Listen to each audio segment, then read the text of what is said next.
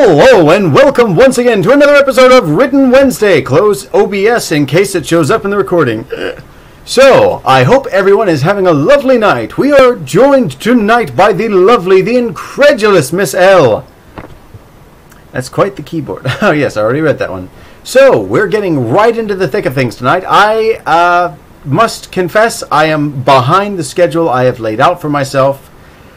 I've fallen behind a good amount, considering that I wanted to make November my big push forward.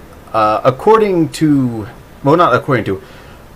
I guess as fate would have it, it's also the time that my other job, since I'm working two jobs, required me to show up and be a little bit more present there because we were going into a busy season leading into Thanksgiving. So, in the meantime, I wish everybody Thanksgiving, or Happy Thanksgiving, and just normal Thanksgiving. Any Thanksgiving in between happy and normal.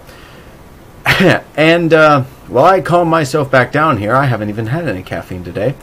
I'm going to see if I can't make amends for my layabout style of writing I've been doing, in the sense that I've done nothing. I've gotten a little bit done, but what I wanted to do is finish this one up towards the beginning of the month, and then get through the chapter I had planned after this. And now I am looking down the barrel of only a few days left. So what we're going to try to do, if we can manage it in the stream, is put on our writing breeches, pull them all the way up to our Adam's apple, tighten that belt, and type like there's no tomorrow.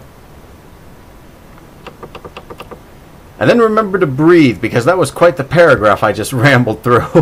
Oh, and Dark Birdo has arrived. Hello, Dark Birdo. It is good to have you again. Hey! Okay. Well, apparently Dark Birdo has just begun studying the alphabet, so I'll see how that develops for the rest of the night. Nice to be here. It's good to have you. I hope you don't mind becoming my whipping post for terrible jokes. Haha, bada bing. And in case I wasn't hyper enough already, I have recently tried a new energy drink that I rather like. It is called Rain. Because I'm pretty sure if you drink too many of them, that's how they're going to describe you in a public bathroom. I'm down with it. Alright. They up in my said. We'll sam up what we can for thee. Hardwired! Hey, Meg, how are you doing? Now it's a party, we're loaded with potato. Oh, since you are here, Meg, I actually wanted to bring something up. On Twitter and DeviantArt, and sometimes to a lesser extent for Affinity when I remember to update it, I usually take and I ask a question every night to all of my followers. I like to try and keep an active... Yes, we have a fully loaded Meg Potato. And she means business. But I usually try and ask a question to everybody every night. And recently... Oh, no, Berto, I'm not even going to pay that any attention. I'm just going to pretend that isn't even there, because I still can hear that horrible ditty in my head just by reading it.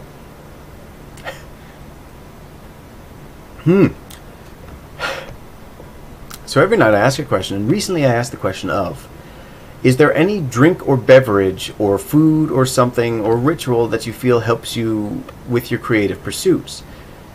Because I remember when I was in my teens and doing a lot more Halo fan fiction, I used to love stockpiling as many sodas as I could throughout the week. And in particular, Red Volt, when the Coca-Cola company was trying to compete with Monster or something like that, they had a Volt soda. It was a hybrid energy soda, and I adored it, especially the red flavor. And most of my writing was written at the... We don't talk about the Dark Rich. No, we don't talk about the Forbidden Technique. Birdo already knows about the Forbidden Technique, and I hope Birdo keeps it to Birdo's self. Because that is a power that no one needs. That's the other thing about Red Velvet, never had it. No, Birdo, the world is not ready for that kind of power. You will not usher in Ragnarok. No one needs to die, Birdo. I'm probably liable for this, so shh.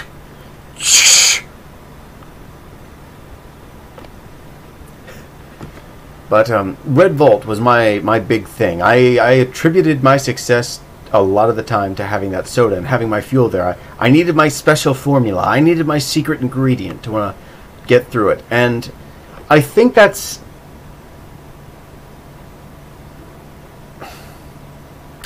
something that happens a lot with creative individuals or individuals who do anything in general. It's very hard, I've seen, at least in Note, for people who do anything that requires a lot of their attention or skill. There's usually, in some cases, this idea of a ritual or secret sauce or a special formula. You know, oh, I need to do this. I need my lucky thing. And I think it's because we, as creators, have this sort of stigma against praising ourselves to the point where we sort of have to transpose our success or best characteristics onto this other thing.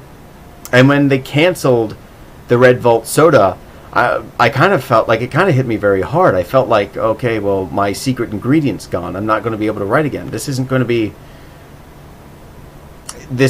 a part of my writing anymore. How am I ever going to get through it? And then with the way the brain works, since in my case it loves to antagonize me whenever it gets the opportunity, the second things don't write, you've transposed your abilities, your talents, your success onto this foreign object, such to the point that when you can't do it, your brain just goes, well, see, that's gone.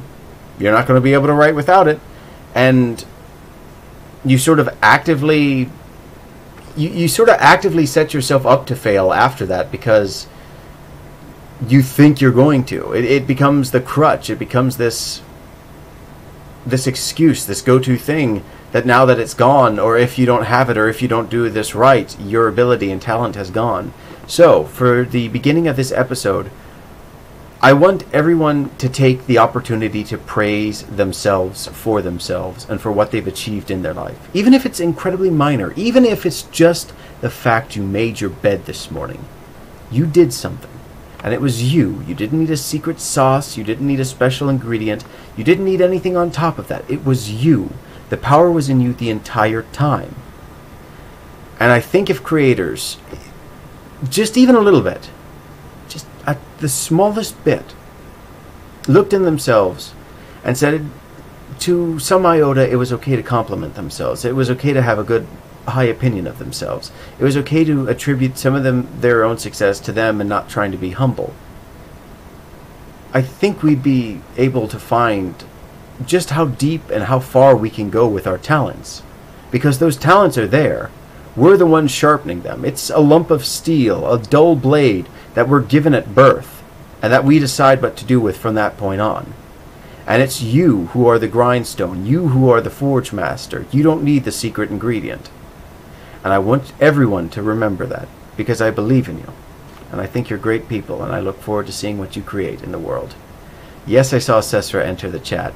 Yes, I hope she heard that. Yes, I enjoy her art as much as I like Meg's art, or Ray's art, or Gidge's art, or anybody's art, because you're all amazing people, and I'm very, very fortunate to have you all in my life. Thank you. That's deep. I need more food. Bye. It's okay. Getting deep makes me hungry too. How else do you think I have this glorious secondary chin that spills out over my collar? Points for you knowing we're not born with talents. No. Talents are something you create in life. We're born with potential. And what you choose to do with that is wholly on you. Thumbs up emoji. Yay! Positivity stream! Tip tip tips around Caleb and then around each of the channel friends. Yes, we do. The legendary Dance of the Cesra. I wish I had a kazoo right now, because I would provide this. I'd provide the appropriate music for a Yinglet's dance. Now, completely cutting down that point, I do like having a soda with me just because I like soda. I know I need to cut down on that if I'm going to get to like a new level with my diet. But I do the 0-calorie stuff, and I just enjoy having it around. If it wouldn't be this, it would be tea. That was a lot of stuff I couldn't hear over my piano, but it sounded edifying and positive. So, generic expression of thanks for support here. Thank you. Insert name here. Well, you are welcome, Mrs. L, and I appreciate your generic thanks. The way the algorithm's going on YouTube, which is where this stream is heading, I think it would like mashed potatoes as far as content goes and generic statements. Because you can't be too kid-friendly, because the FTC is going to take and arrest you and fine you $42,000. Yeah, I totally make that in my Goodwill sweater here. And if you're too edgy, the algorithm says, no, we're going to give you a strike for being too edgy and being too violent. So, where does the line end here? This is absolutely absurdly ridiculous. I mean, YouTube has YouTube Kids. The solution to the problem's there. It's the fact that they went out in tweets and staff was bragging about the fact that, oh, Jesus. Hey, Queens, did you know that you can make $5 billion from home every month simply by joining my team? Hang on. Hold on. Let me throw on the little razzle-dazzle here.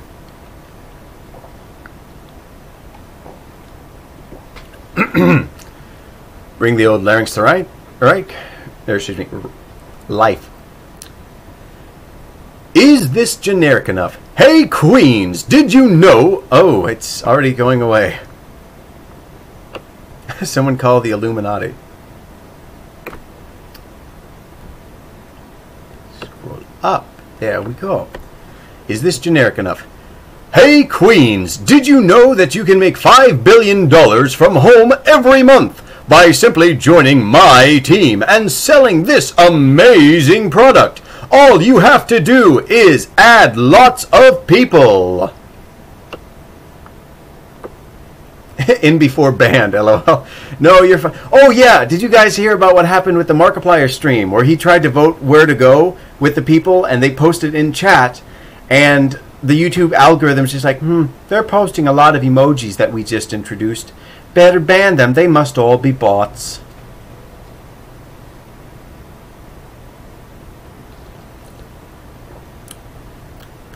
Ooh, that is good.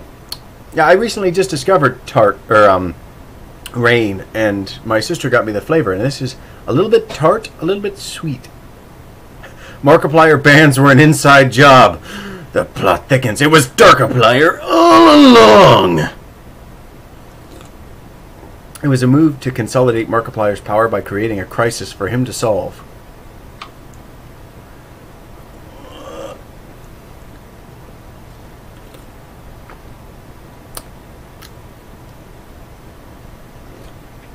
I have entered the realm of Big Brain.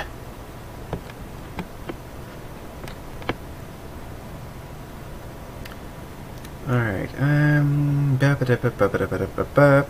continued Faraday and bring into a rest. Computer as it became increasingly clear that the energy fencing and anti-conveyor measures were erecting weren't enough.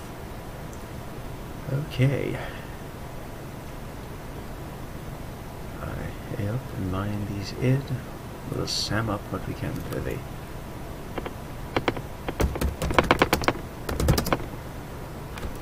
Now, let me see if I can get another word other than mirthful. I have a character here who is rather difficult to get right when it comes to writing for him.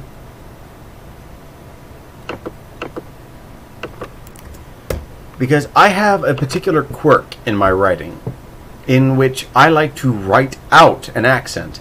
I guess similar to a way in Val's Z's and Zis and Zat with the yinglets and the teeth. But I've always liked that level of immersion, especially with, oh, what's her name from the comic? The Bug.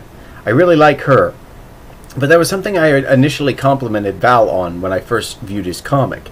The conveyance of the accent, because I always hate in writing where you read like a perfectly normal sentence and at the end it said the man in a strong Irish accent, and you have another character going, what? I can't understand him. It kind of kills the immersion for me, where if I know plainly what he's seeing and just have another character acting like an idiot going, I can't make it out through his accent. it kills the immersion for me, and all it does is just sort of farm frustration for me. And if a character can't understand someone and they express frustration from someone's accent, I like to at least in a way convey the accent in the text. Specifically, I also like it's the pursuit of having this clear voice in your head of what the character sounds like and trying to impart that on to the reader. So for Commodore Dover Woodacre, I have him being, I think, from North Yorkshire, and he has a strong accent where a couple of characters do make note that they cannot hardly understand what he says. So in text, I try and have that, and I've been looking up, the Yorkshire phrases, "aop" and stuff like that. I know they speak with lots of these and thous. Hey, y'all, I gotta yeet off. I got a spit load of stuff to do. Good luck with your stream, my dude. Well, it was a pleasure to have you. Under the moon.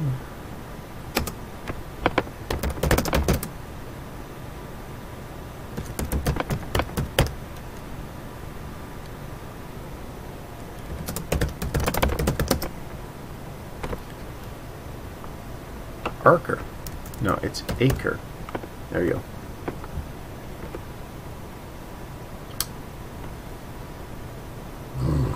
Excuse me, you didn't hear anything. Ooh. Ooh, that's tart soda.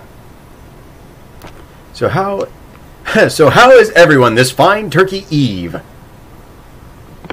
I'm doing absolutely fantastic.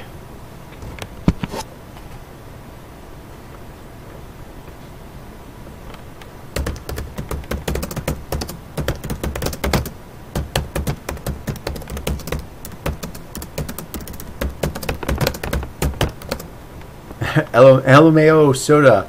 I'm okay. I have a stray dog. Oh god. I know this is way out of left field, right? Does anyone remember RuneScape Classic? Secondly, did anybody play RuneScape Classic? Thirdly, does anyone else have any familiarity with Stray Dogs and Varrock? And fourthly, on top of that, was anyone else super, super, super bummed out that you couldn't take the rope and make a little leash for them and keep them around? Or like after you gave them your cooked pork, that they wouldn't stay with you? I loved RuneScape, and I felt so bad for that dog because the only other option you had aside from feeding it was and scaring the poor thing, and it would whine and walk away. Or like you'd have some dickhead run up, seeing you feed the dog, and go and scare it away, and it would whine and go away, and you just like you just follow after him for the next 20 minutes going, yo, 1v1 me in the wilderness, dude. Trading old GF for new GF. Paying 50k gold for GF.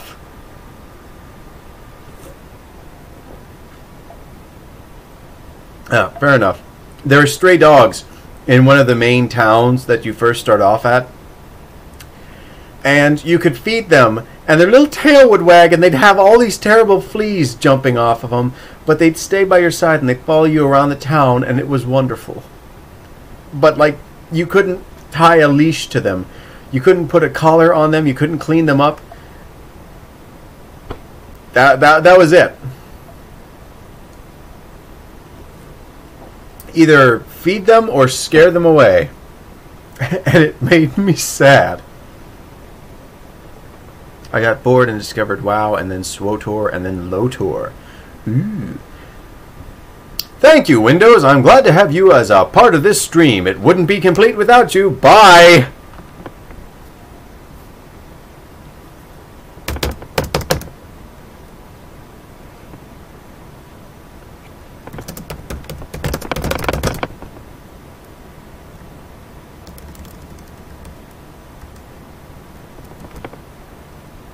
This stream is Wholesome Dog Hour. Yes, it is. I actually drew a picture when I was really, really little. Oh, no, didn't want to do that! I meant the save button. I meant the save button.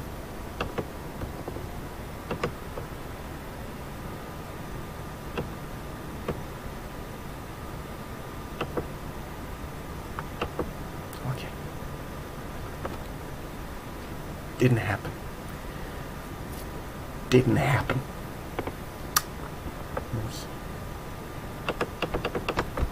But when I was a little kid, we're gonna pretend that never happened.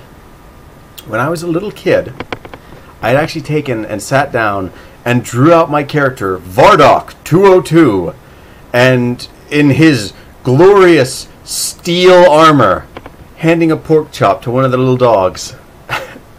And like there were a couple of them like all laying around the bushes there, and I was really proud of that picture, and you know, I might have to redraw that. But my favorite thing, the absolute favorite thing, was everybody referencing that Wendy's commercial for the longest time. There'd be like these level 50 woodcutting characters with just like basic clothing, all gathered around trees, chopping with their axes. And one guy would go, "Wait, I deserve a hot juicy burger."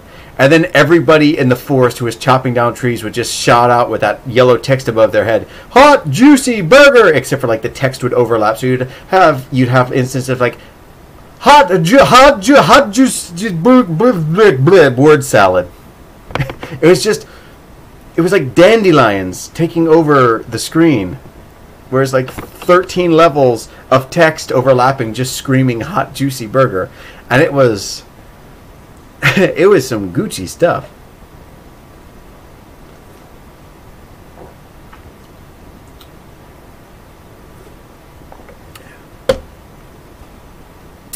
Juicy. Oh, careful. You're going to call the suit out of my closet. He's going to come over running. All right.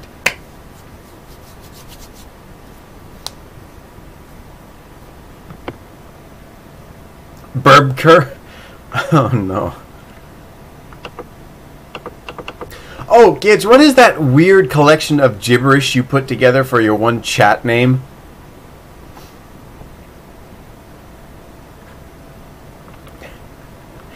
I don't know. When it comes to like butchering the English language, Gidge has that almost down to an art form. The stuff she can create is absolutely fantastic.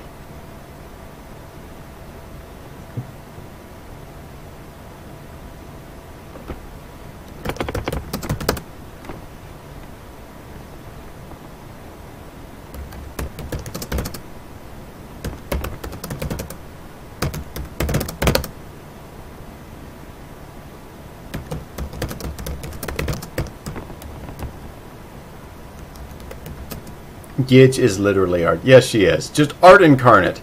That's why she's as skinny as a pencil. That's funny. Excuse me. WTF, where'd my J go? I think all the juicy screams you did before that used it up. The key was a little exhausted. It wasn't ready.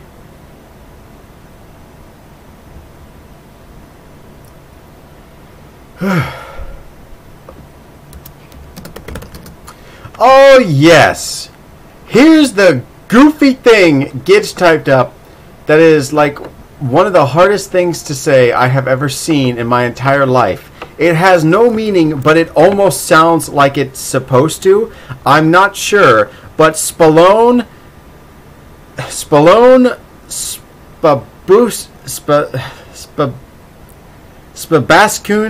Scooties just absolutely kills me. That needs to be a challenge. I need people to record themselves trying to say this. This is the hashtag we need to launch for the channel. Spalone, Spabascoon, Scooties. I feel like I should have casted a spell saying that so clearly, and I feel a little robbed that nothing happened. I don't even care if the Spabascoon Scooties spell is even important or even beneficial to me. I feel like I am owed something for getting through Spalone's Spabascoon Scooties.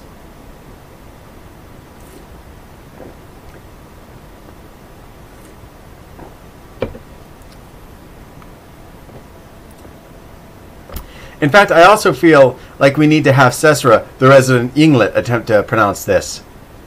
Cesara, I will give you 5 clams if you can get through that sentence on your first try.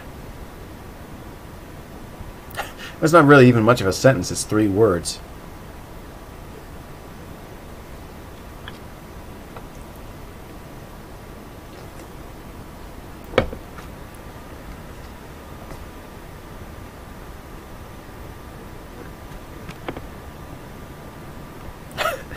Just the 3-frame comic that follows.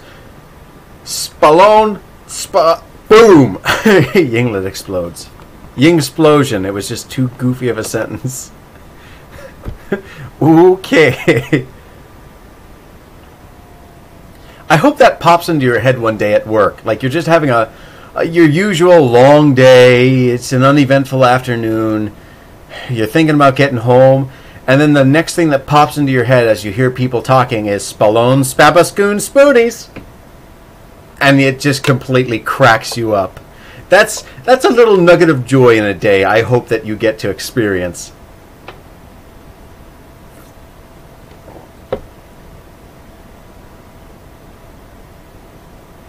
I feel like I should text that tonight in DeviantArt and across Twitter just to see what people make of it. Or they all just wonder if I've finally had a stroke and died from all the late nights. LOL, the way you just said it there. Simlish. Oh god, Simlish is something that me and Jacob completely die over.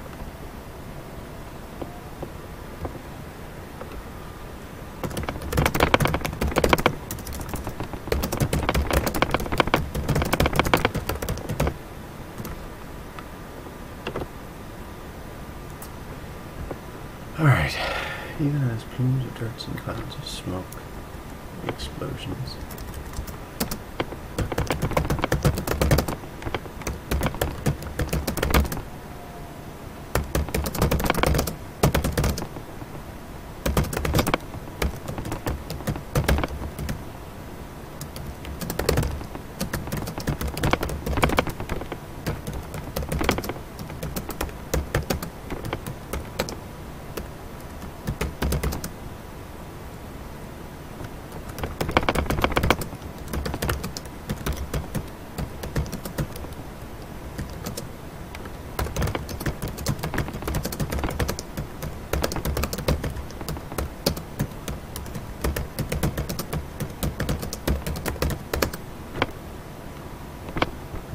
Excuse me.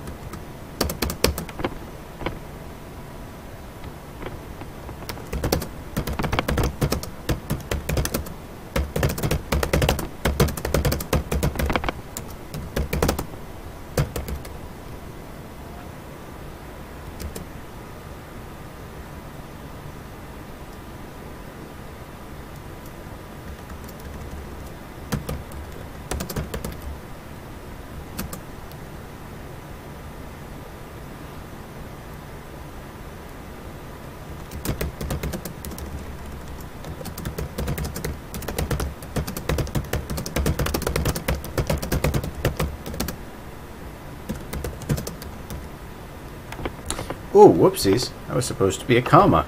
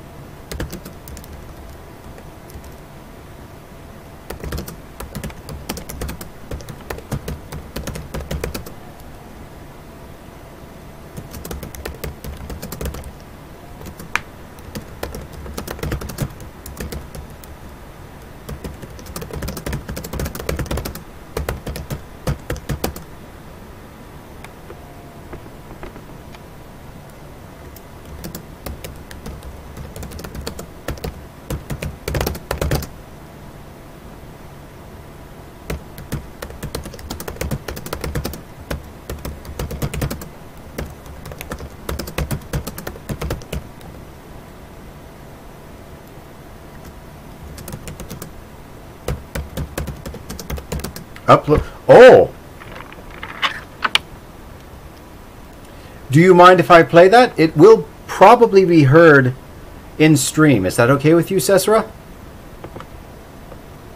Unless there's a message here. Hey, whatever you do, don't play this in stream. Did she say Scooties? It looked like she said Scooties. Do you mind if I listen to this national treasure?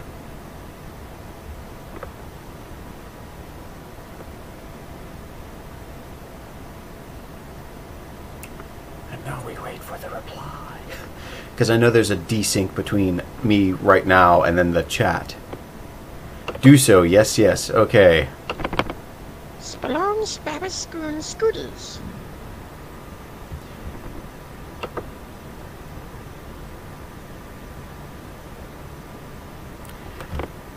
She actually handled that much better than what I thought. We now have the secret password of the stream, which I'm going to upload to YouTube so I can hide it in plain sight.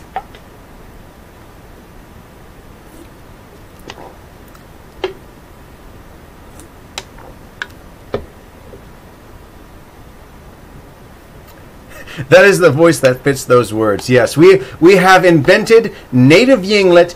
We need to wrap this in a tightly sealed envelope and send that to Val. Dude, we've done some world building for you.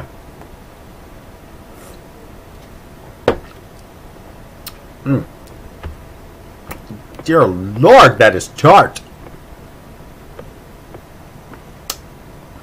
Yes.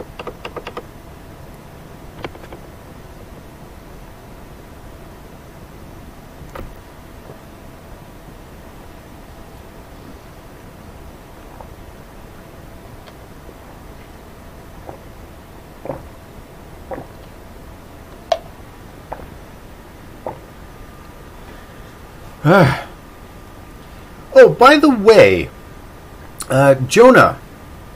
I forgot his. Jeez, my mind went blank. I forgot his name. Jonah is a fellow I know on Twitter. I think it's Jonah Hill. No, it's not Jonah Hill, is it? I'm just gonna open this up here. Jonah. I can't believe I'm forgetting this. I know we talk. Jonah Loeb. Darn it. Jonah Hill, that's the actor. Jonah Loeb and I talked today on Twitter. And I wanted to ask everybody, who is your favorite golem from Lord of the Rings? Speaking of little goblins in caves. Because I know a lot of people are going to like the CGI one. I prefer the Rankin Bass one, the animated one that they did. Because the voice actor there,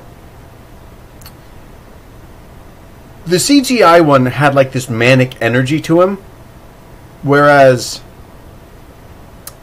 the Ranking Bass one had this exhausted, tired pain behind his voice, even though it was still kind of like hysteric and manic. I want to know what you guys think. Is there anyone else who enjoys the Rankin Bass one more than the CGI one, or has a different one?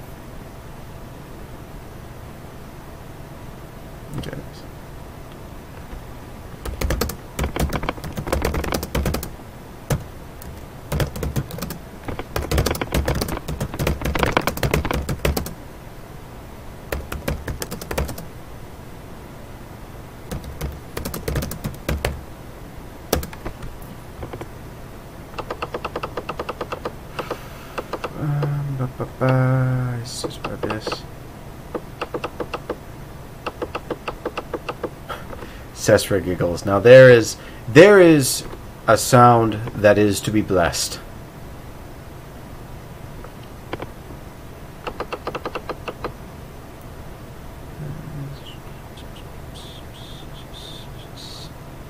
Just no response. Change their tactics to me.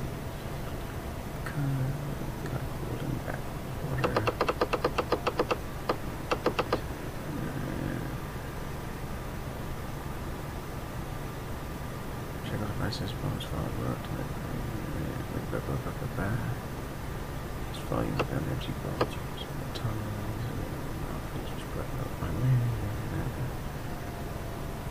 With weapons with a challenge to their pride, for as well aggressors, that's what no attempt.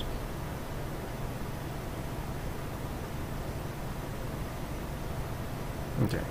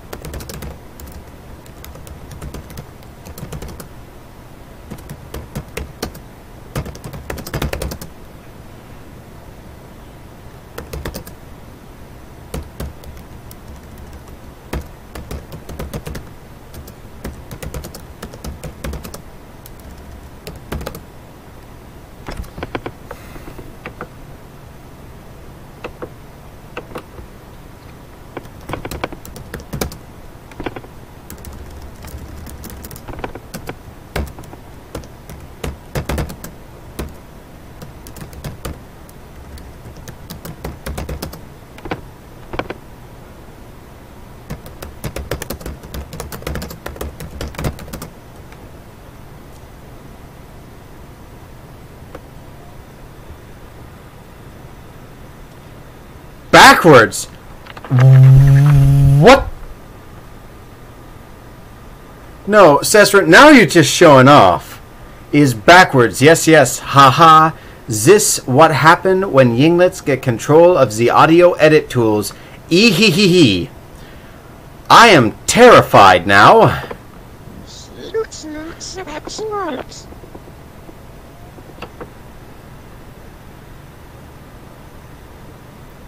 You know that feeling when you walk into a room and you feel like you've seen or heard something that you just weren't supposed to see or hear?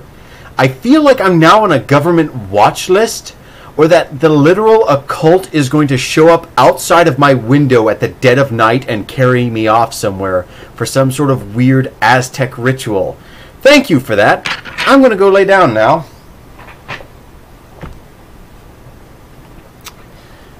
But of course, as content creators, and anyone else will know, we don't have time for sleep in the new millennium. Our workstations are literally glued to the side of our head. Constantly!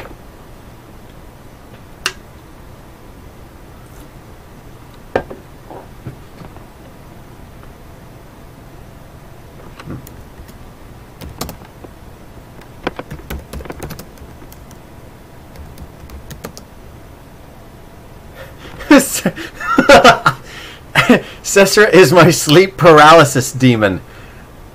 If she comes up talking like that, yeah, mine too.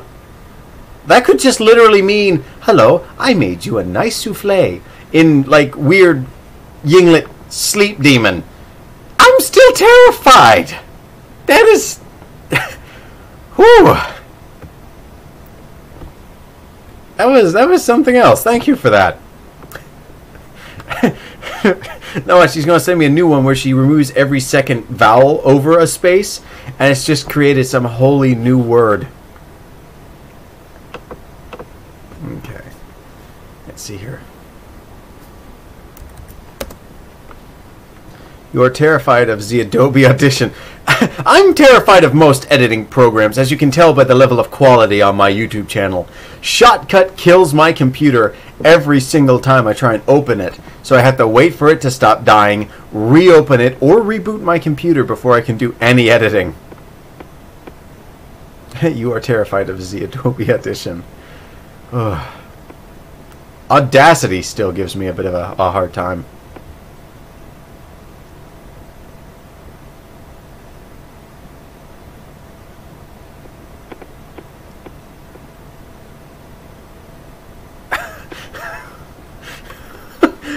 Oh no! What? Yes. Is it? Yes, Zagidge realizes my name is Arses backwards. That's okay. Gidge's name is Jig backwards, so unless she decides to do a funny festive dance, I think you're safe. That's so mean. Ah. What even is my name backwards? Okay, so E-C-I T N E R P P A E H T.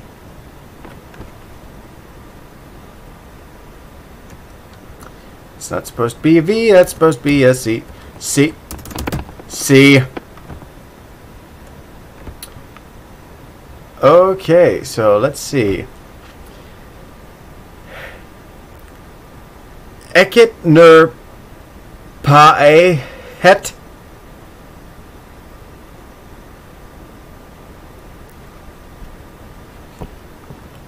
Ooh.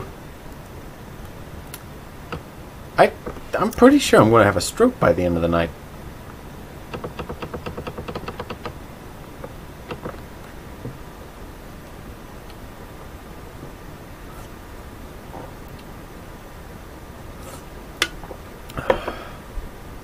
Oh, by the way, set nerp eth. Set nerp eth. There's something unique. But I'd like to announce Monday I am going to try to stream a session of Don't Starve Together featuring Gidge and Teshak. So hopefully if you guys have a free Monday or you're looking for a cure to your average Mondays, you might stop by for some of that. I call upon the Dark One, pronounced Esitnerpath. Esitnerpath. Belak. Arise! Oh yeah, Caleb backwards is Belak. That one's much more manageable than The Apprentice.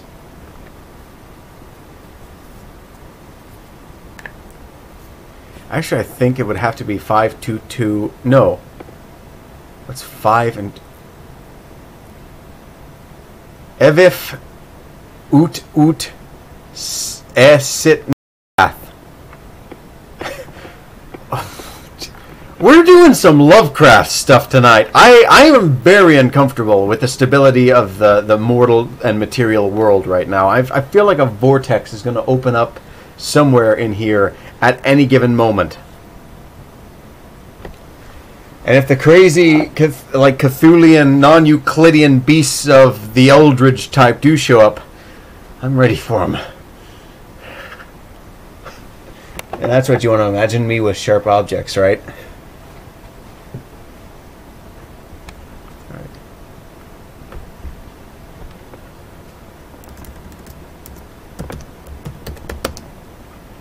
We're trying to free you from the screen. Let me help!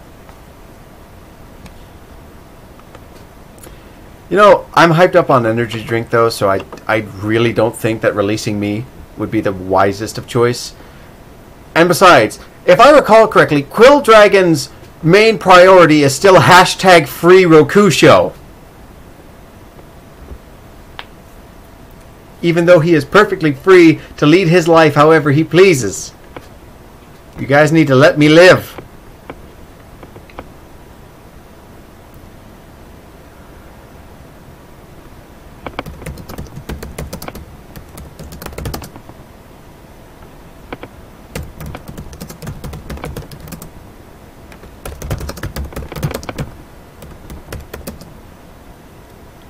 Caleb, whatever happens on this stream is now your own fault. You brought it back up. Yeah, I know.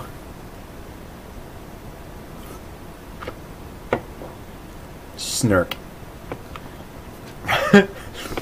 Don't even, Sesra. These people torture me constantly when you're not here. I need the protection of my bodyguard, Yinglet. Grins! No! But I was thinking though, a Taken Roku show, since I lost the parts, if I can't find them, I'd like to maybe like fabricate some parts and put like little bandages around him so he looks all battle damaged and stuff. Like he's just been out on his own for a while and he's... Oh, I'm not even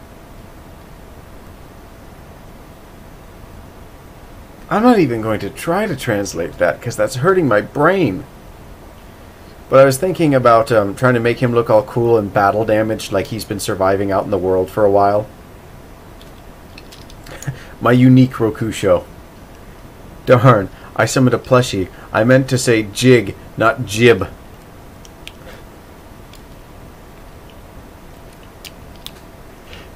That's going to be the tagline for this episode. Let's start a cult. Let me see. 1, 2, 3, 4, 5. Yeah, technically, according to U.S. law, there's 5 of us here, so we could classify ourselves as a new religion. Okay, the thumbnail for this stream needs to be you looking in a mirror with a stereotypical creepypasta looking back at you. Uploads. Yes! Oh, my, oh, my, oh, what's this? Gidge, please, get on that thumbnail. I will make it happen. The Apprentice 225.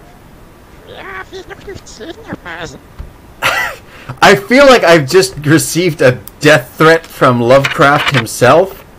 Cesra, you need to stop this. You have become far too powerful. How many clams must I pay you? Or have we moved up to oysters?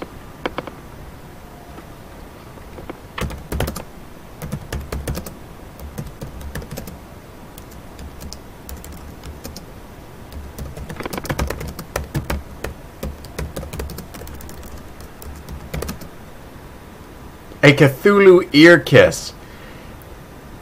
That's some ASMR I didn't need in my life.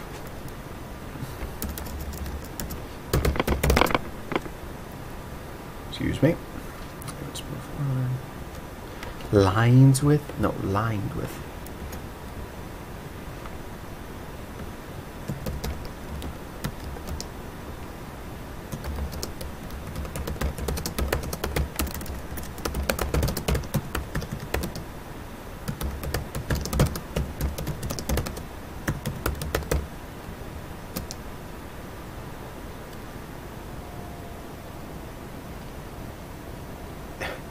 Yuch.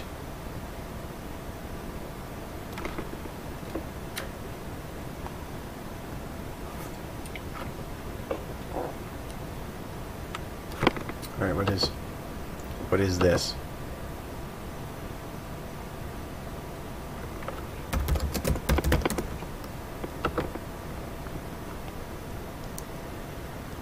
Pointing to the nearest source of noise or warmth.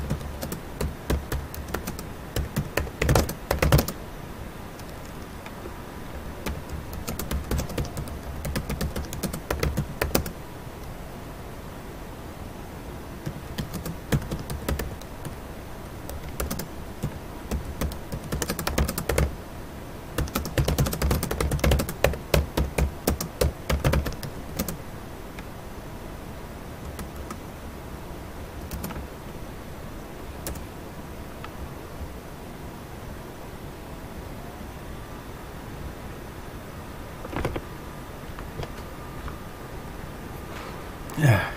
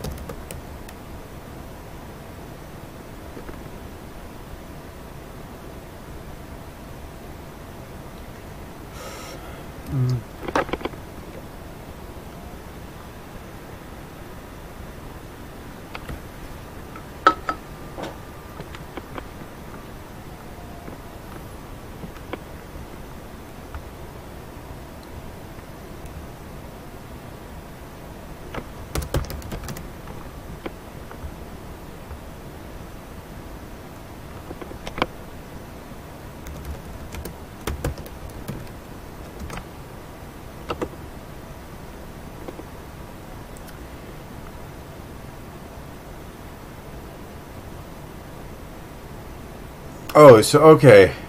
So you're writing down the names of everybody in the stream so far, but backwards.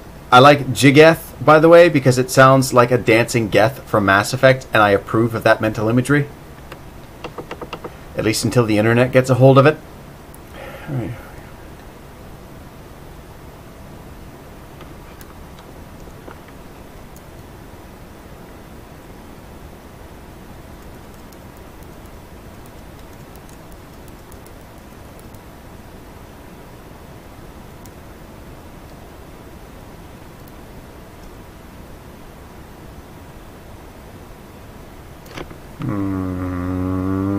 Gotta get this sentence right.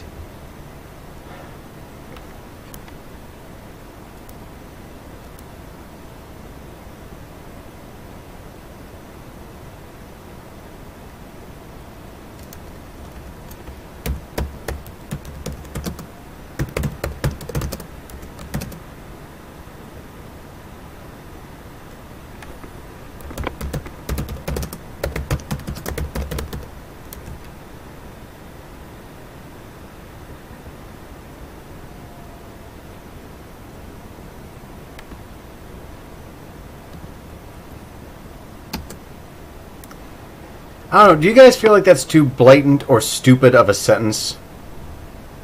You're in the middle of combat, and the enemy's underground and teleporting like wave after wave after wave of like drone or mecha after you.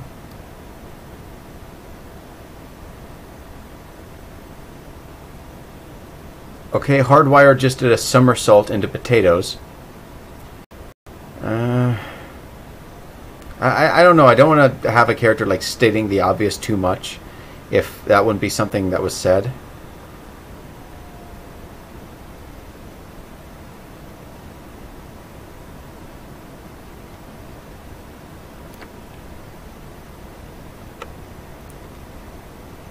Okay.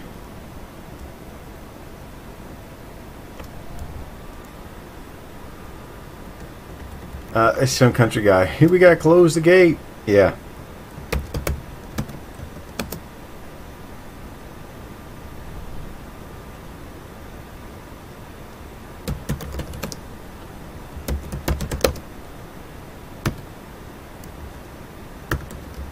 There's 3-0.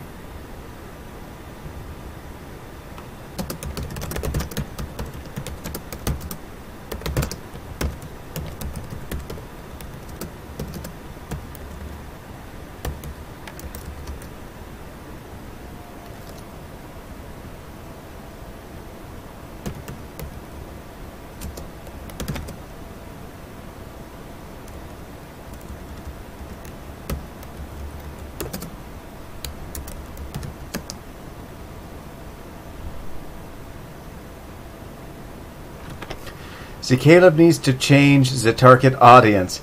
If is writing for the Yinglets, overstating the obvious is not a thing. My God, I could literally just write anything and it would be great.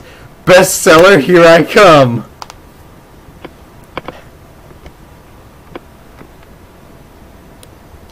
After all, my shirt, I feel more like I do now than I did 10 minutes ago, is deep Yinglet wisdom.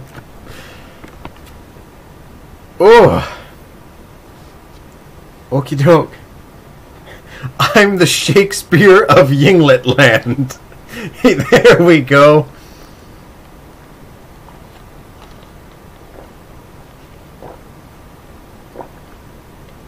Oh God. That reminds me of this one radio ad I heard today while we were out driving. Voice, don't you dare crack on me. It was a commercial. It was this dumpy sounding, like very tired guy going, "It's been my life's dream to bring you the best blinds possible for your home." And it's like, well, good on you, mate. But do you think you could like shoot a little bit higher? That's pretty low. My life's goal is to give your house a set of blinds. I mean, that's probably the most achievable goal. But that kind of feels like you're cutting yourself short, dude. Aim high. That's like, my goal is to wake up every morning.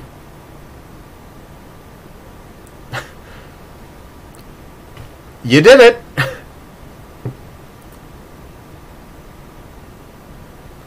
Okay. Is B is B or not a bee? That is the question. Would the puke blossom not smell as dank if called by any other name? It would be uzzer. It's the th, the sound that gives yinglets the hard time because they had this singular pointed tooth in the front. That kind of puts me in mind of Ollie from Kukla, Fran, and Ollie. Oh wait, or is it Kukla? No, Kukla the clown, Ollie the dragon, Fran the person. But yeah, if anyone else remembers Kukla, Fran, and Ollie, props to you. You have my deepest respect, and I know the first time I saw a yinglet, I could still hear the old Kukla, Fran, and Ollie popping into my head. I want to see a yeetlet. What the hell would a yeetlet be? Just a yinglet with incredible upper body strength? No.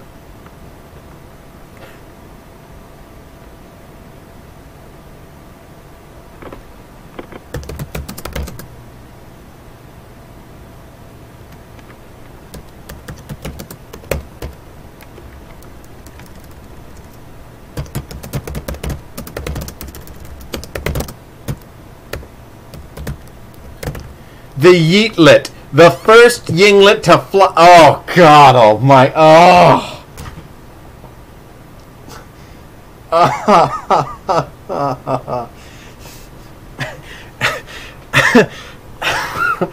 The twist to this story was that they weren't actually looking to fly. They were attempting to create the first yinglet teeter-totter. However, the other one was far heavier than the first.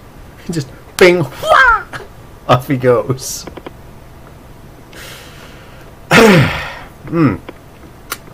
That is a thing.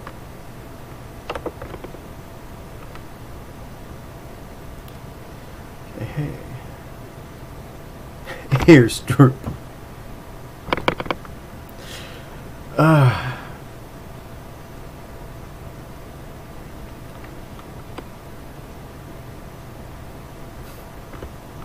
Ears droops.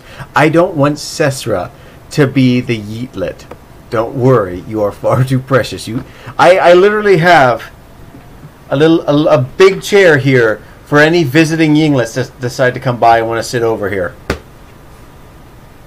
This is the guest seat, also known as the seat that I normally use, but got sick of it tonight because it keeps going down because apparently my immense body weight is too much for the piston beneath it, and I don't want my chair to explode. Spam? Spam? No, don't spam. Unless you cook that stuff, I am not interested in your spam. I am not picking up what you are putting down, sir. Yinglet Space Program. I believe Setsura was doing a comic about that. It went about as could be expected, but the brave and noble Captain Setsura managed to hold things together, and there were only a few fires. Darn it, spam guards. Well played, Picarto. Free Rokusho. Haha.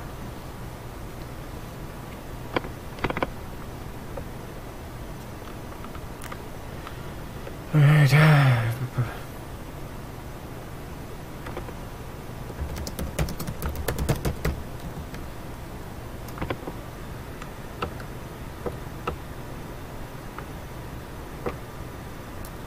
Alright, I am going to use the bathroom for a second, and I will be right back. So, in the meantime, please enjoy the sight of a new chair. Actually, given the talk of yinglets, I'm going to see if we can put a little friend up here. And hopefully he will balance until I get back.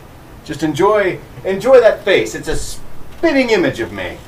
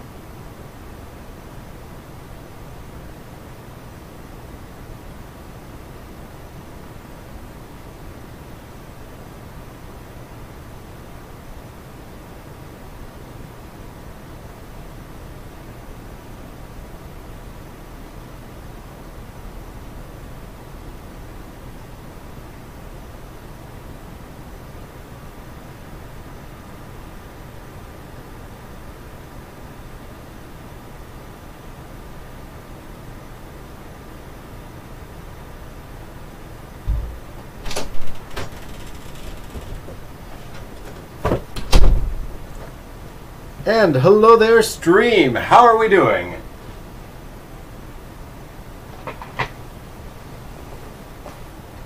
Boy, do I know how to make an entrance or what.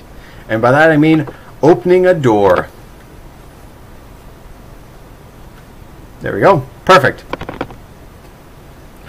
So, let's see if we can't get back to work.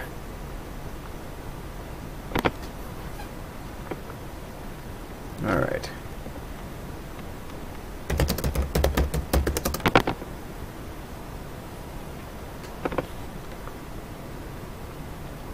Where did he get the clone? Yeah. Darn, they've got good coding. Me. Ooh. They got you, bud.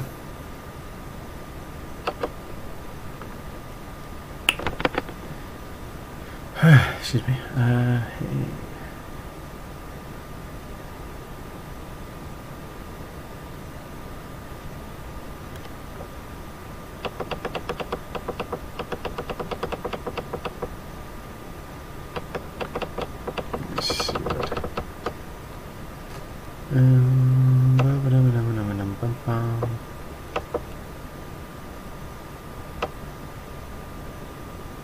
That should be that.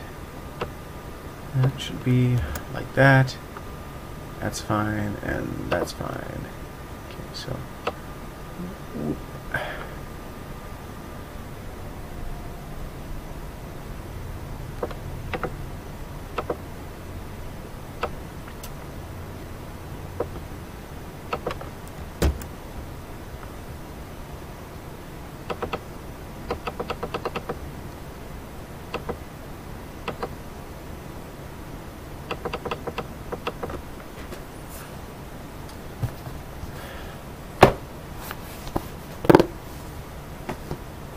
Alrighty, let's see what we can put together here. I know how I want to end the chapter.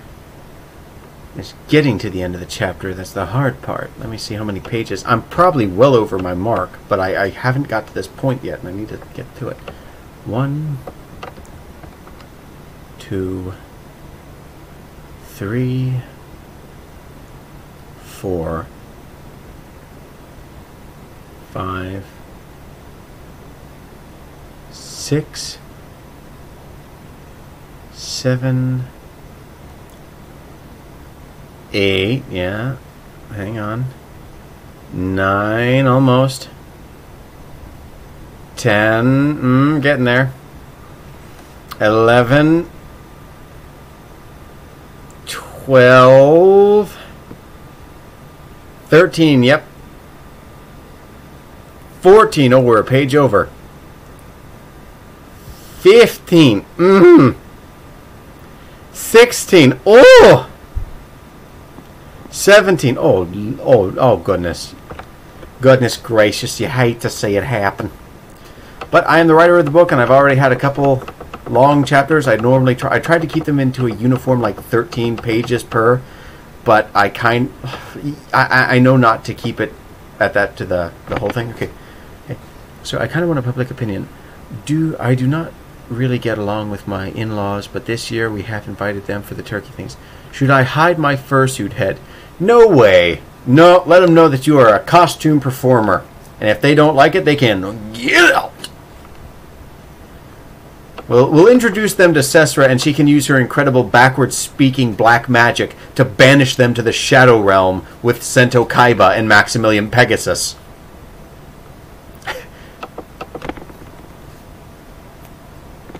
God, Pegasus was such a cheater. Yes, let me invite all sorts of people to an island for a game that I invented. And then I make up the cards with new rules. That's fair.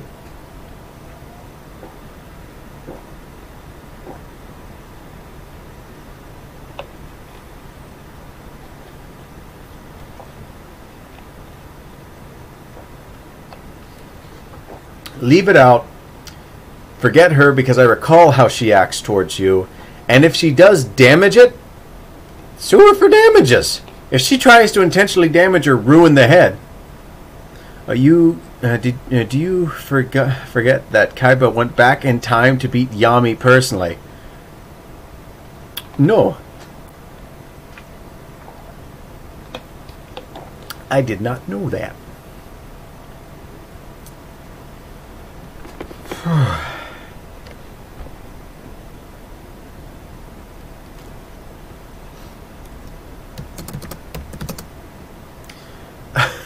OMG, Kaiba is my hubbin. Hubbin?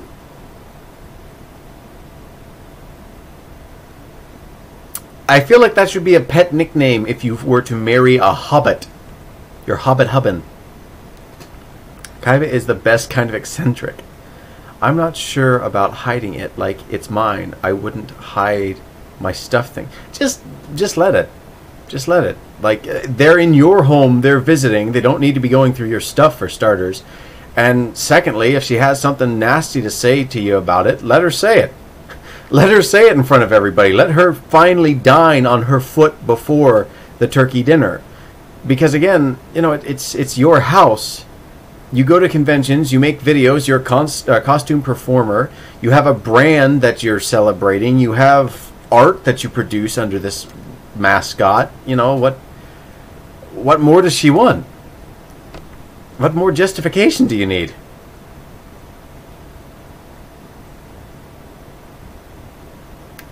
And then a masked man? When did Kaiba become a masked man? Could I have pictures of this, please?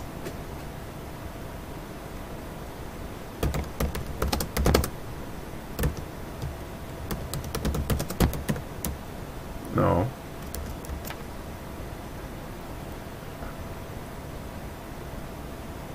Oh yeah. The only weird thing is it's just his parents and us. Not much. And a stray dog. Like, no one to judge her. OMG, spoiler.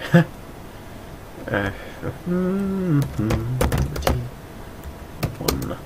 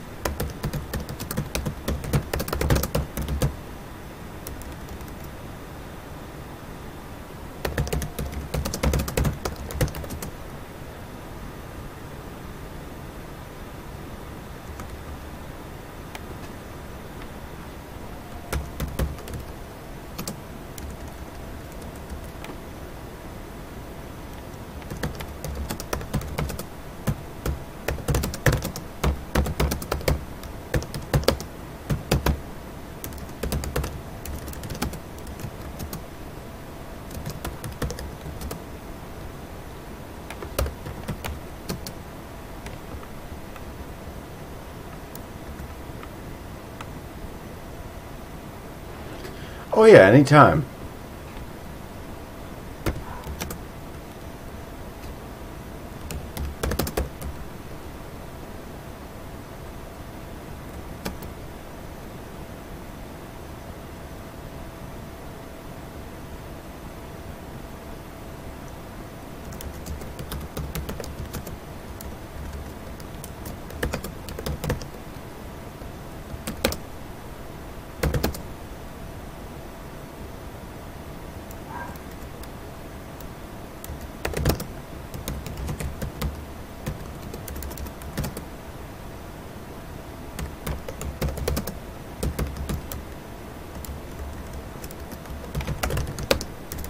Come on now.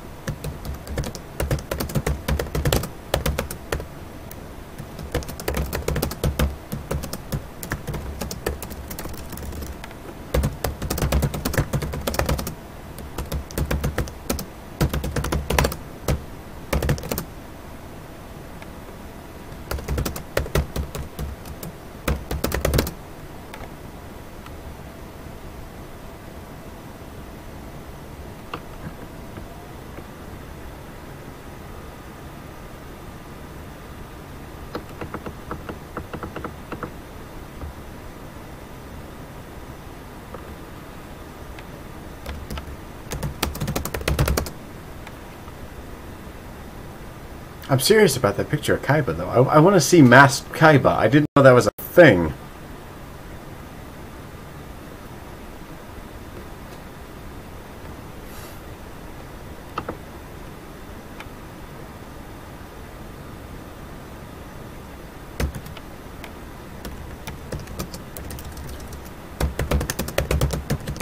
Oh, it's in Discord. Oh, I am an idiot. Forgive me. Tell Meg to wear the head turkey. Tell Meg to wear the head during the turkey thing, whatever weird American holiday that is. Note that IDK what a fur head is. It sounds mildly inappropriate in a non-pagan holiday. He makes a Blue Eyes White Dragon helmet. Literally called Kaiba Man.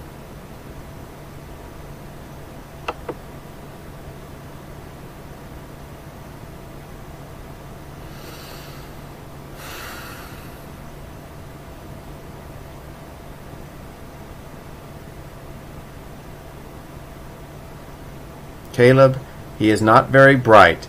Apparently. Apparently not.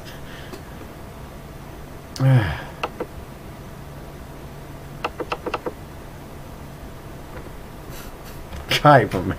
Oh, Jesus Christ. That'd be like in My Hero Academia if Midoriya just became Midoriya Man and like he took a Sharpie and like changed the color of his eyebrows or something. You're not disguising yourself at all.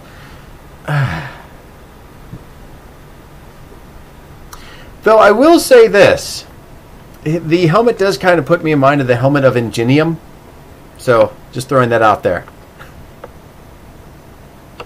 God, I met a Todoroki cosplayer at Sam's Club while I was at work a few weeks ago. She had a wig on that was like one half red, one white, and it was a high quality wig. It was spot on the money.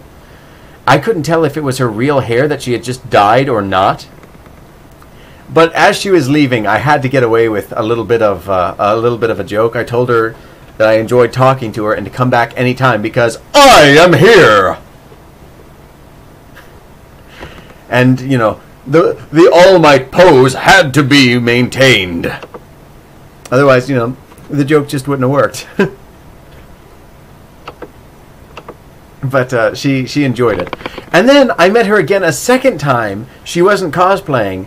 I also met someone who was cosplaying as, I believe her name is Charlie from Has-Been Hotel. And she was spot on. Her name was actually Victoria, which, I don't know, it kind of kicked the cosplay up a level because that's just such a classy name. But we met up with the Todoroki cosplayer later, and as I was talking to her, two of the employees were walking around the store with UA jackets on, and the second I pointed them out, she just bolted to them. Oh, oh yes, I remember that scene, Meg. Do you remember what I said to you on the beach? Eat this! No, Oh God, yes. Gidge has produced the thumbnail for this episode. Oh, yep, there we go. We've summoned Bellic. Yep, we've got the creepypasta image here. Now I'm a real YouTube. I have my own version of Darkiplier. I'm a real YouTube celebrity now. Thank you, Gidge. Thank you. I love how just chill he looks like. Alright. Hey, do you mind having your audience try and chant a few things for me? I'd like to get out from behind this glass. I'm just like, oh God, not another mouth to feed. I love how whenever Gidge draws my sideburns, they always look like the angriest little sock puppets. Or like the head of an ostrich, but upside down.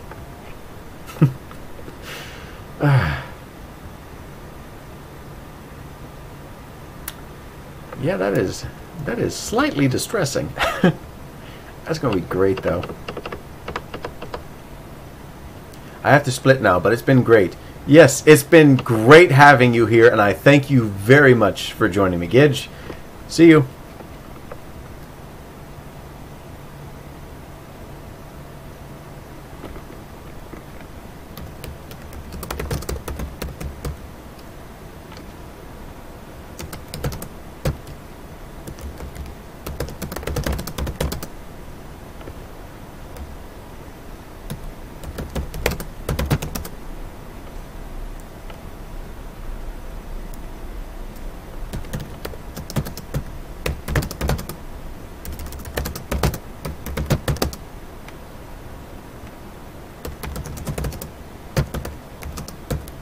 Not Dirk. This ain't Homestuck. It's dirt. Loose rock and dirt.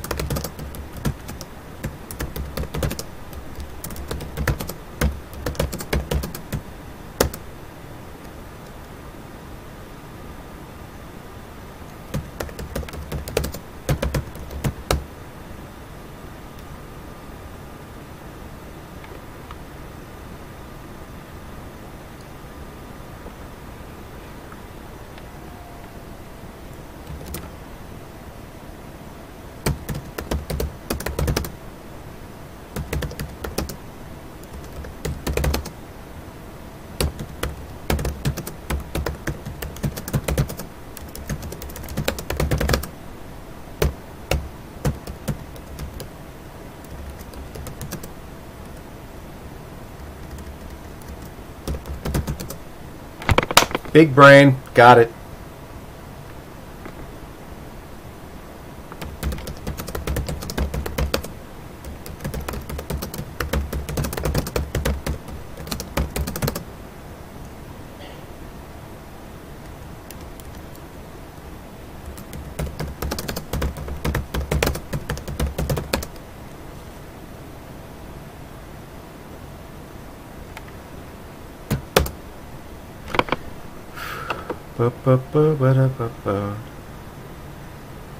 Oh, it's a swoosh message. Dark Caleb, yep. I'm gonna have to get a Jedi version of me now.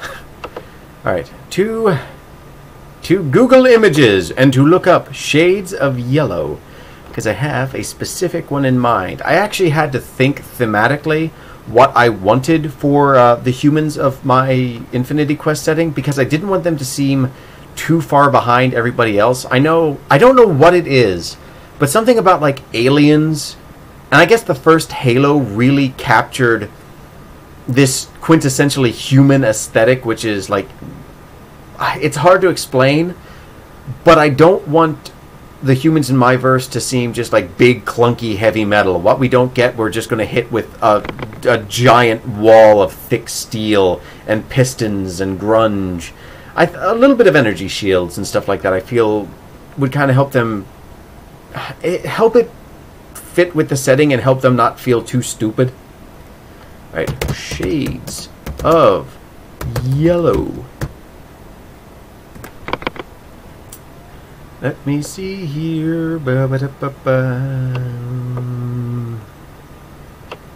I'm American, I don't spell it with a U.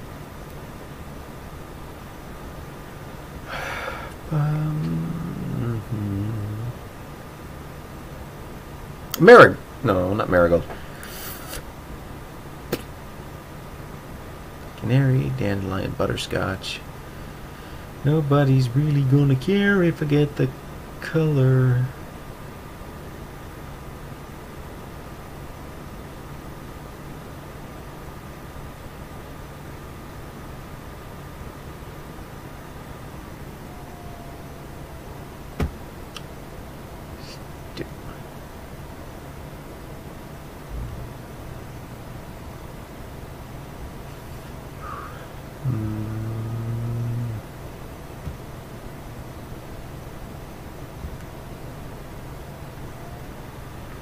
It's ridiculous. Why is it so small? Pinterest, what's wrong with you? Are you having yourself a bad day there, buddy? No, you literally just don't get any bigger. Here.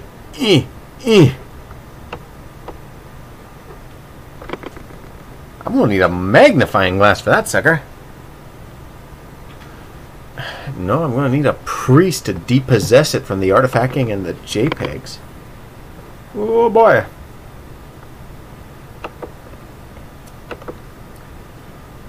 Shades of yellow. Amber.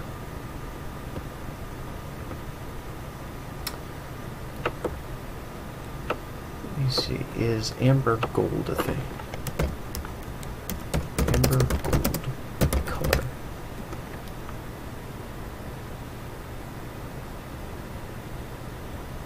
Amber.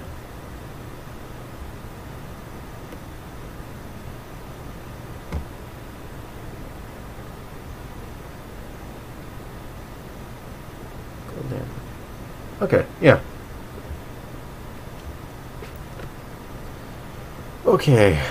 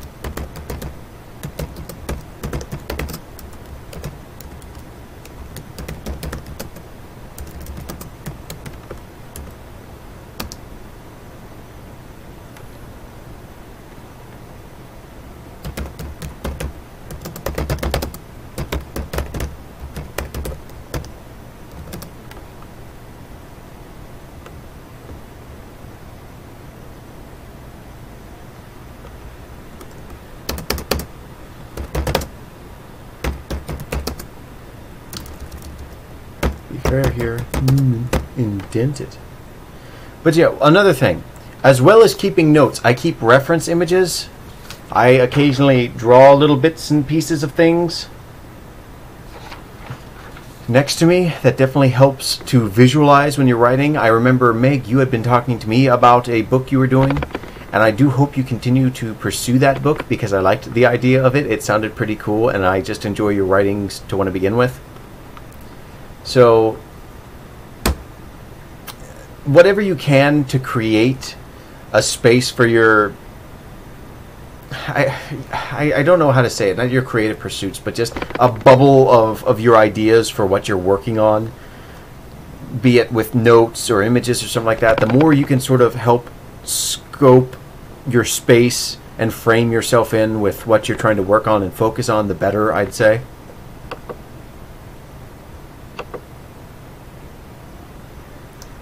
And of course, of course, Jacob has to take and taunt me and torment me with pictures of food.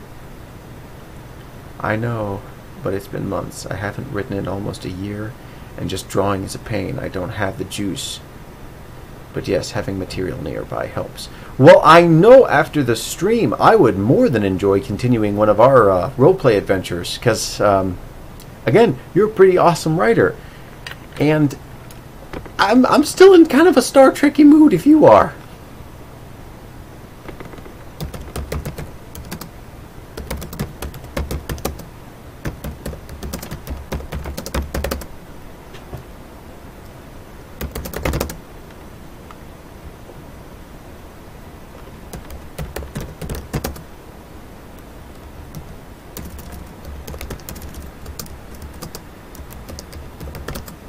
I would RP if I wasn't watching this dog. Not sure how I'm going to sleep tonight. Meg, duct tape is the answer to all of life's problems. Just put him to a wall, give him a little puppy cocoon, And when he comes out, he'll be a werewolf. And that fact you can take to the bank. And they will promptly tell you, please remove the duct tape from the store. Or not store, bank. Yes, banks are stores. What are banks but money stores?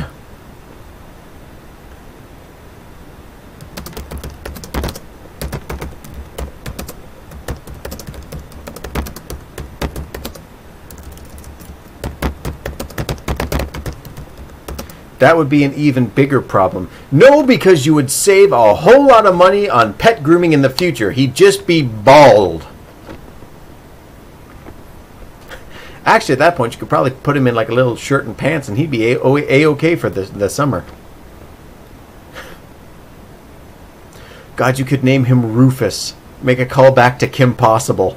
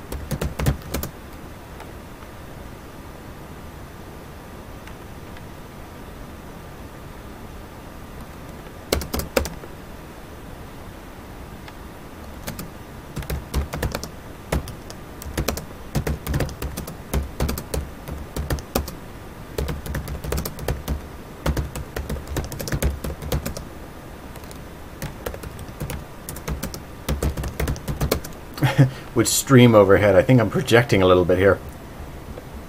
Alrighty. I think I might just get to the end of this chapter by the end of the day.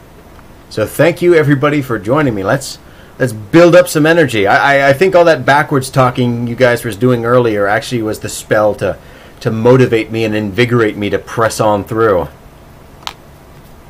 Come on. And again, thank you for joining me. I really do appreciate it.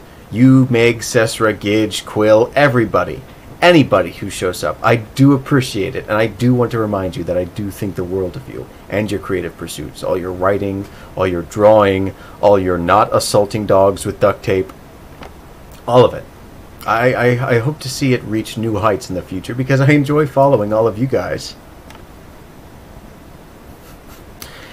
And you have some amazing art. I mean, Gidge is awesome, but Cesar and Meg, I enjoy your stuff too. God, I would share it, but Discord's kind of stupid about it because if I try and copy the link, or if I try and copy the image, it's just going to copy a link. But Cicero was showing me some stuff a few weeks ago that she was working on that just has some of the best facial expressions I've ever seen.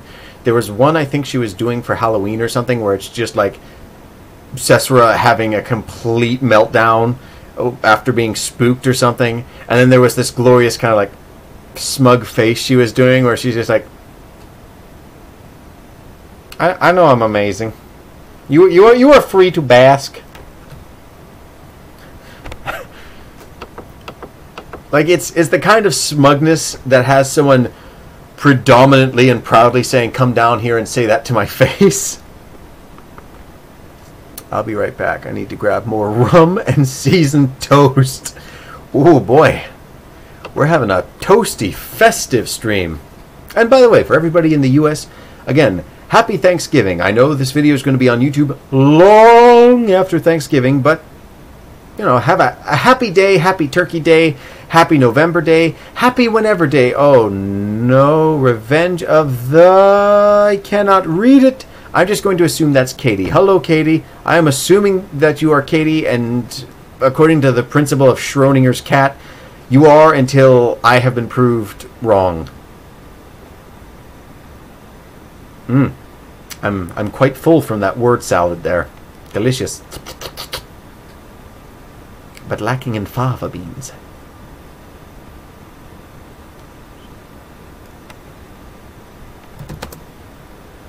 I'm a little late. My brother and his wife came in a little while ago. Ah, I hope they had a good day. And I hope they're behaving themselves. On top of that.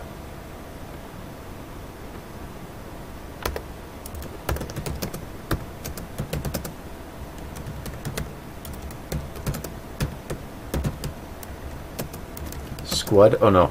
Alright. So far so good. LMAO. I'm out of here. Bye. See you later, Meg. It was great to have you. And what is this?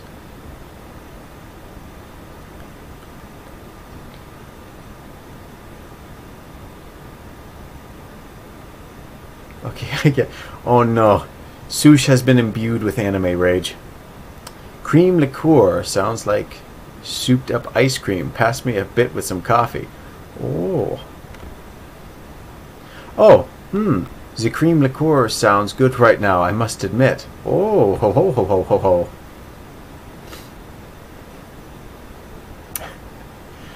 Oh god, I remember Nikolai was saying something. There's like a s'mores wine or something out there that was supposed to taste really, really good that he was really into. I can't remember what I think it was s'mores. I'm pretty certain it was s'mores.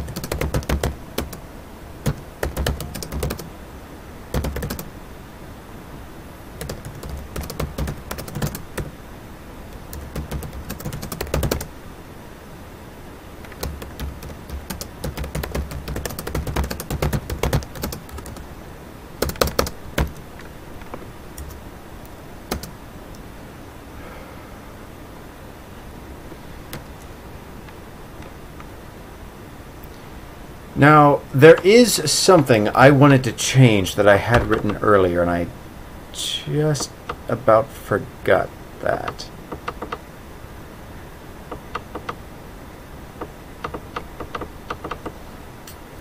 Dronist.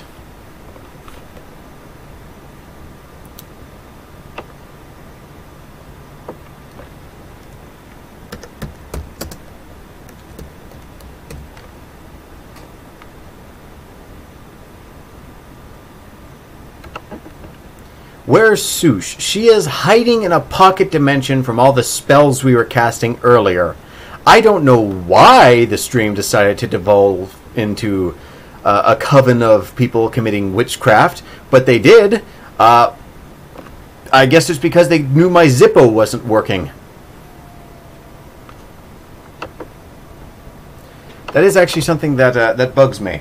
I have an old Zippo lighter that I take with me everywhere because for a while I was on a kick where I wanted to have like everything I needed in case I was in a survival situation, and I knew paramount to everything else was the ability to create fire. So I bought this thing. I put fuel in it. Worked just fine. Hallelujah. But the day after you put fluid in it, it stops working. So I talked to a guy, and he gave me entirely new guts to put in the thing, and I was happy about that. I filled it up, put the little guts back into it, fire, yay! The next day, fire, yay! A few days after that, oh, what the Sam Hill's going on here? I don't know why, but this lighter just refuses to work. So what I do is for my one job, I use it to hold down the receiver of the old corded telephone so I can unkink the cords. And it has brand new sets of flint in it. I don't know why it's the flint. It just turns bone dry after a while. I don't know if the wick is bad or what. But it is Schrodinger's Zippo. I can't figure out how to make it work, so I just sort of pretend that it works and doesn't. Like, it exists in a state of flux where it works and doesn't work just so long as I never test it. Ever. Ever. Ever.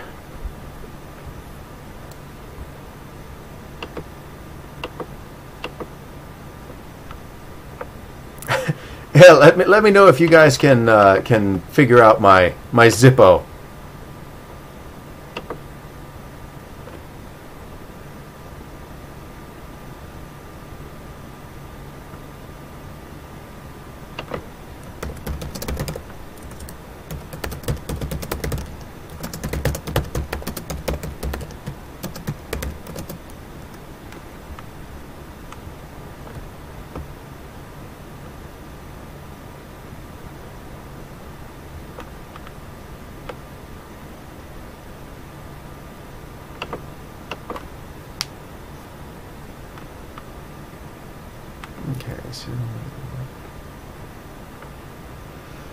Oh, is this like a lighter troubleshooting thing? Let me take a look.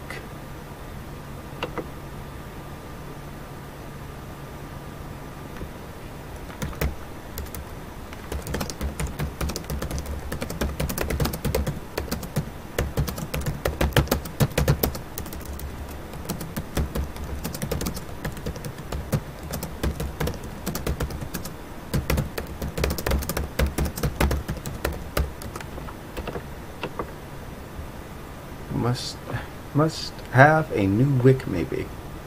Oh,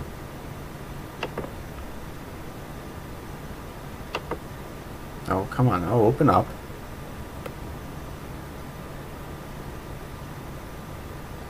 I did click the link. Come on now. Don't be like that.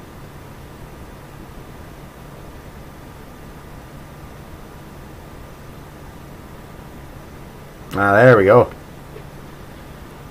Slowly loading the old potato.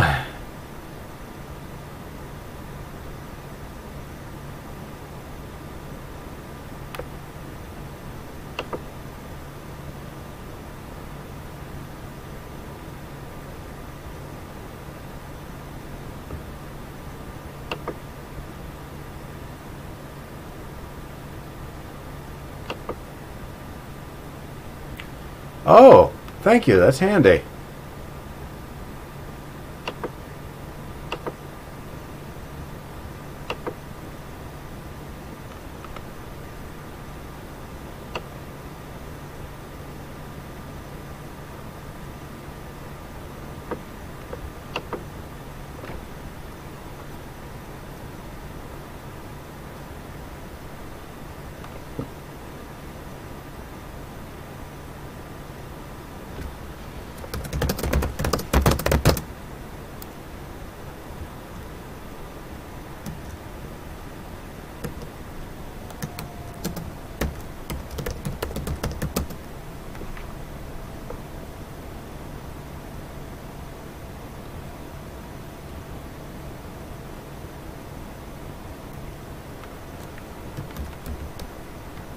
Oh. Don't do that now.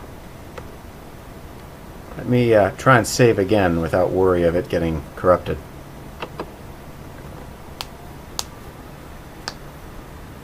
The Queen of the Yinglets is very quiet. Yes, she is. She is a pensive sort. She watches and observes, and I'm pretty sure at this point she is just gathering ingredients for her spell for her Yinglet Doomsday weapon. Because she was sending me audio files earlier of her, like, doing her name backwards and stuff.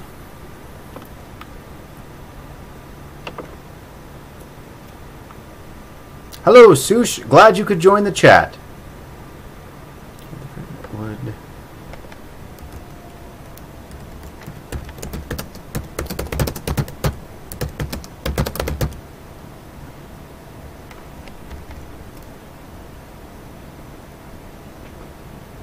Gobble gobble. The first of the ESC operatives would arrive at the...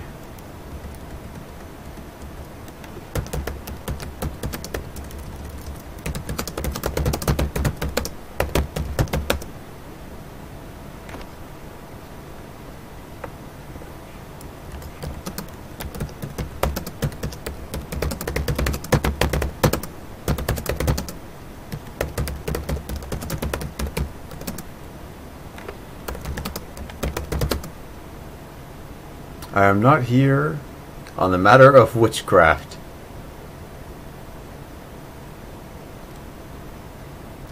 Would Tawny work? Yes, it is, Katie Sush.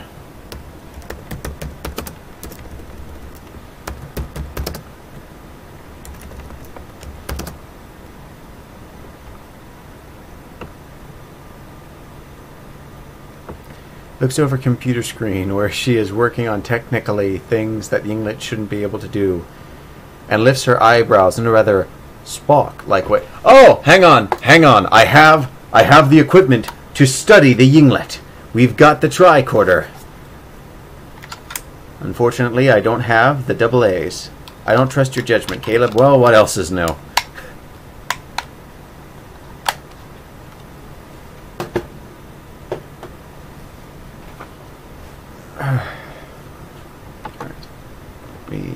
Thesaurus. That doesn't look right. I thought tawny was... I thought it had a synonym for being thin or small. No, put that away. No scanning. No scanning yings. Oh, is it like the keepers for Mass Effect? Please do not disturb the yinglets.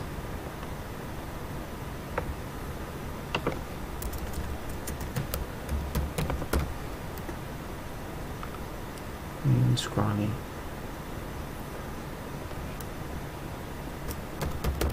Lip. Supple. Okay. That doesn't seem right. Oh, the lissom. Ooh, I like that word, lissom.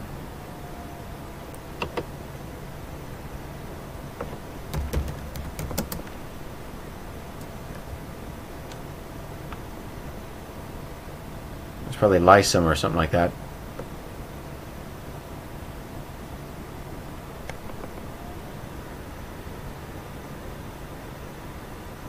All right. Lysum. Lysum or lysum?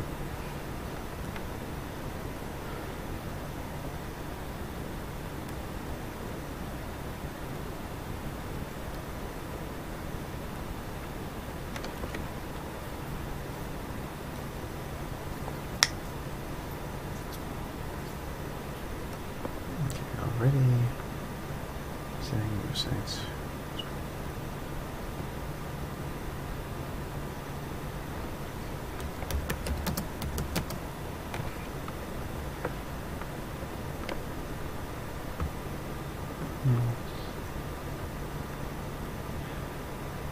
I have to say that and find what I called that officer earlier. No. You had said something earlier. I have a feeling she blamed that for me, and she was watching the chat in Discord. I know I had said some kind of joke leading into that, and I think she took that personally, and she thought you were Gidge in disguise because they both have a beef back and forth. However, I will once again ask, as I had a stream before, that any disagreements or drama is kept out of the chat during the duration of my streaming.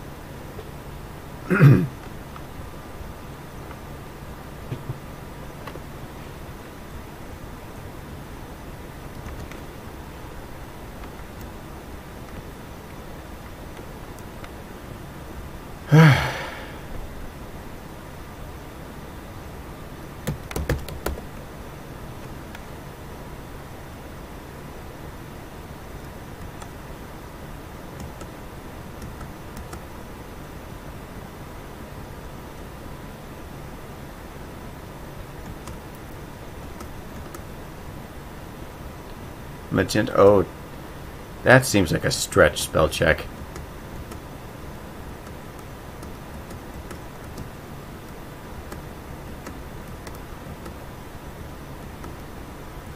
No, it was not her. And Sush, I will reiterate, drama ceases. She just said she didn't know how to do that. She just assumed it was a running gag. She said it was a running gag. She's adopted referencing it as a joke.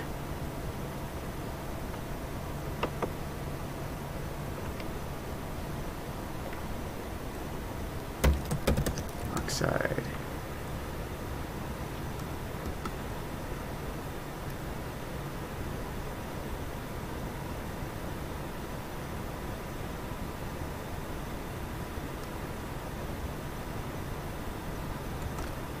Side 20.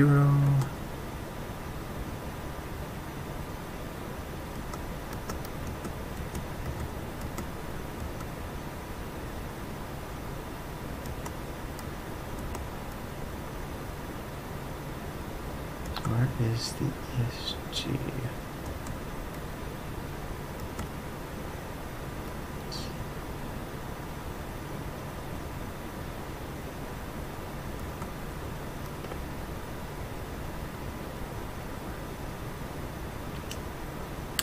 Agent Vey.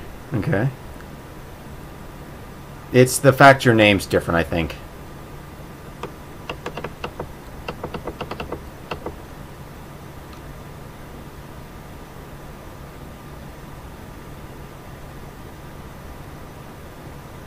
Agent Vey.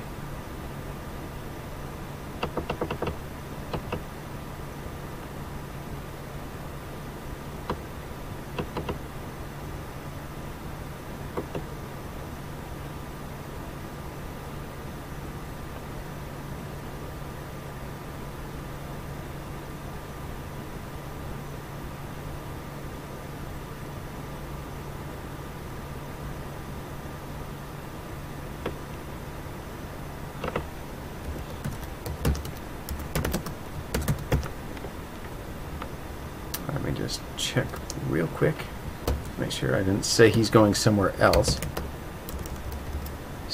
They.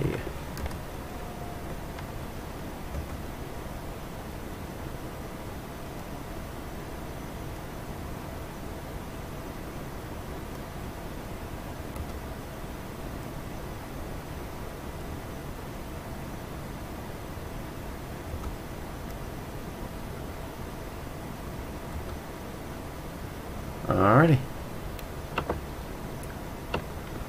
So I can get away with having the call back here.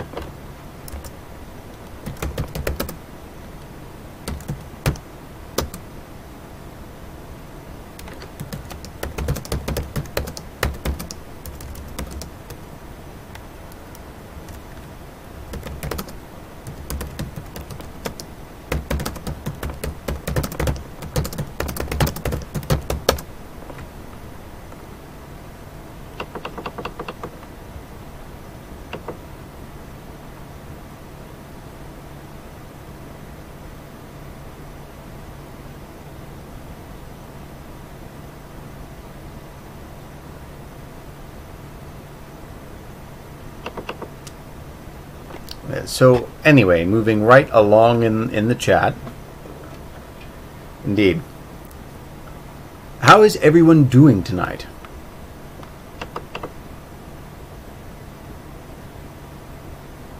After a snack, a cocktail, and plot difficulties, I am finally free to return and writing with progress. Indeed.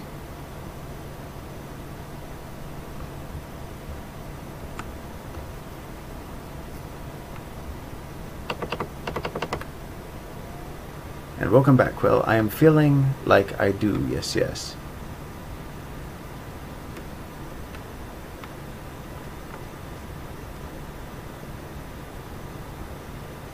Sush, I will issue you one final warning. Stop being so provocational in the chat. Just calm down and enjoy the stream, or if you don't want to, you are free to leave. Please do not harass the other guests, or I will remove you.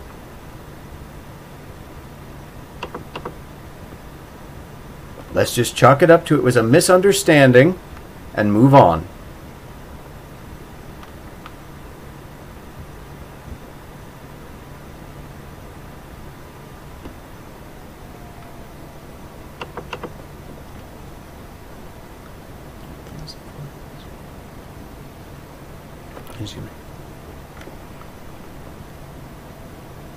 I wasn't yelling at you for asking questions. You were making accusations of Katie and then saying she's talking to herself and kind of being rather nasty.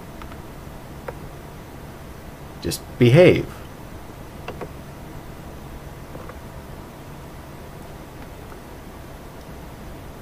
I'm doing all right. Thank you very well, Quill. Thank you very much, Quill.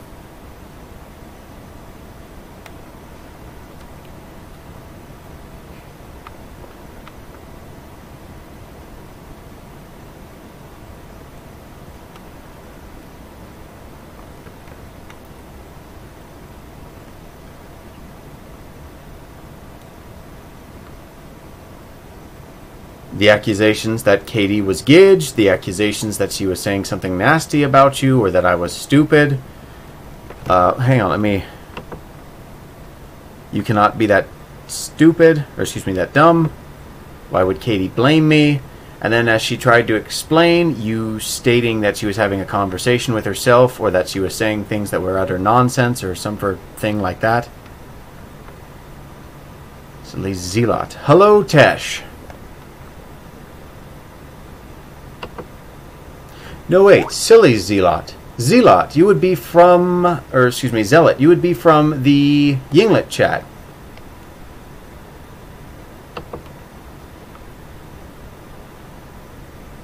So welcome to the stream tonight. I'm making a serious push to get to the edge, or excuse me, the end of the chapter. Holy mutton chops, yes indeed, hello.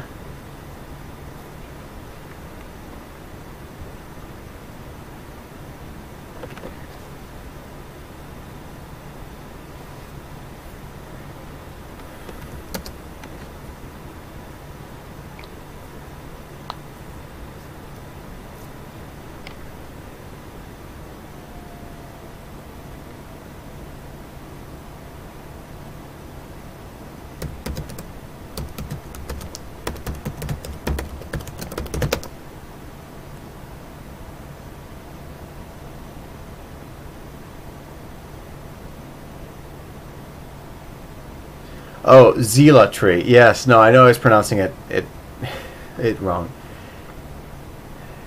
Sush, you're not ruining my streams. I enjoy having you around. I enjoy watching anime with you. I just want you to settle down. You got worked up because you thought it was Gidge, and I feel like you were being a little bit confrontational with Katie. You're not ruining them. You don't have to leave. Just breathe, settle down, and enjoy your night.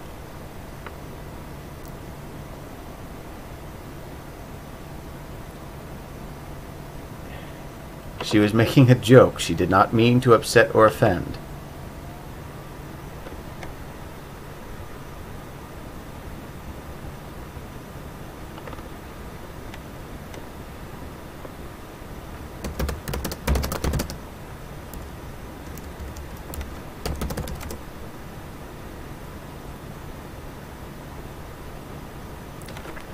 No, no, no, no. Zealot. It was something from earlier. You were absolutely fine.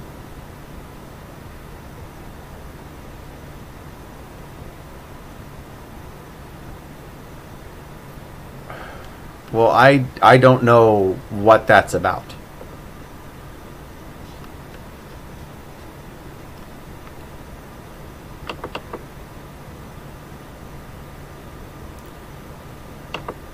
Please mind your language in the stream.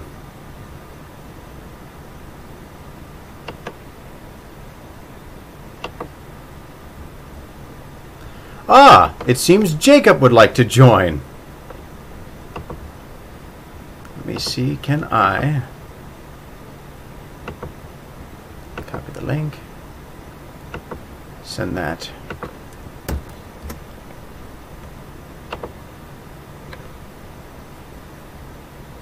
Zeal sounds like a it kind of puts me in mind of a Ghostbusters villain. Like one of the spirits from the first movie. Alright.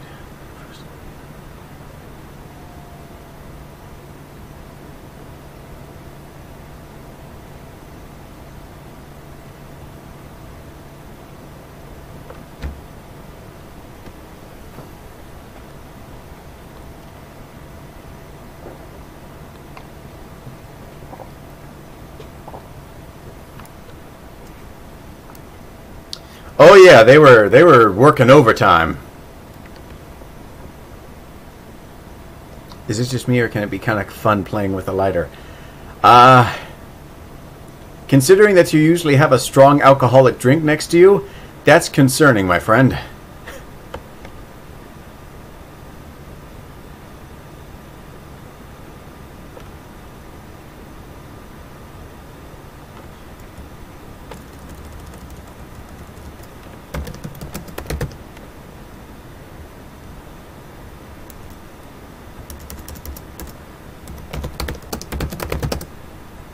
First images of the...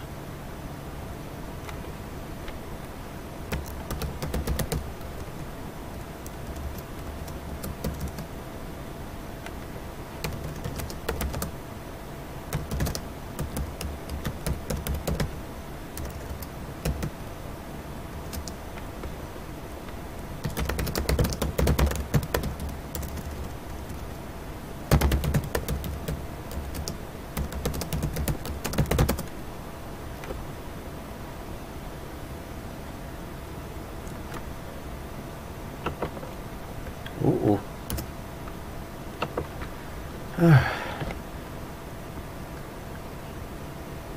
Zeal and its evolution zealots. Zeal, zealots, which is like Doug Trio and Magnemite. I don't even drink alcohol. Zealots. The gnat Pokemon. What wondrous story are we seeing in the making? Ah, well, to answer your question, Zealot, we are seeing the accumulation of 15 years worth of work. This is my science fiction novel, Infinity Quest. And I am currently in the thick of the big battle in the book, where this near utopian empire has had one of its neighbors of ill rapport managed to sneak inside one of their colonies and attempt to make off with an ancient device that had just been uncovered by a civilian science team. Sci-fi for the win, thank you very much. Oh no, we're going back to the weird magical pronunciations.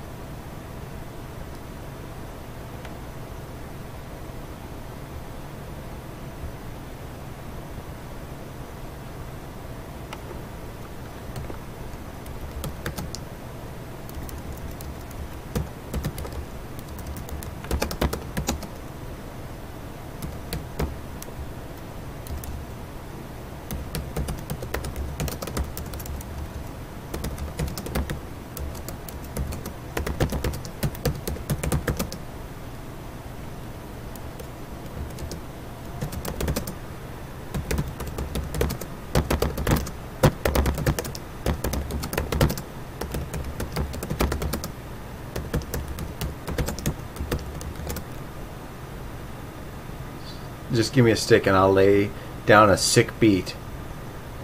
Or a sick beat down. Either one works.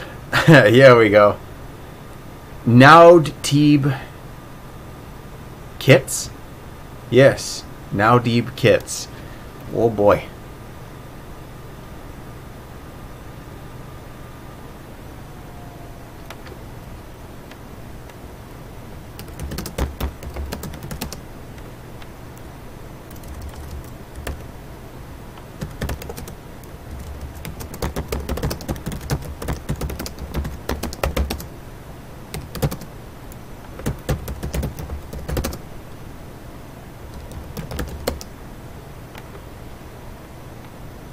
Darn, my free Roku show incantations aren't working. Wait, hang on. Hang on. Oh, oh, there he is, floating. Oh! There, you freed him. He's a ghost now. He's Ushram for president. Oh god, I haven't even had the Ushram image for a while now. The Berserk figure was already lost.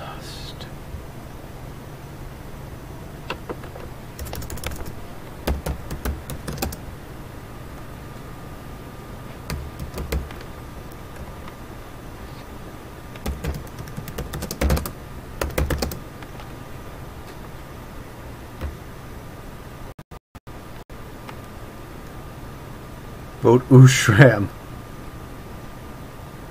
God, I need to get that image back of Ushram.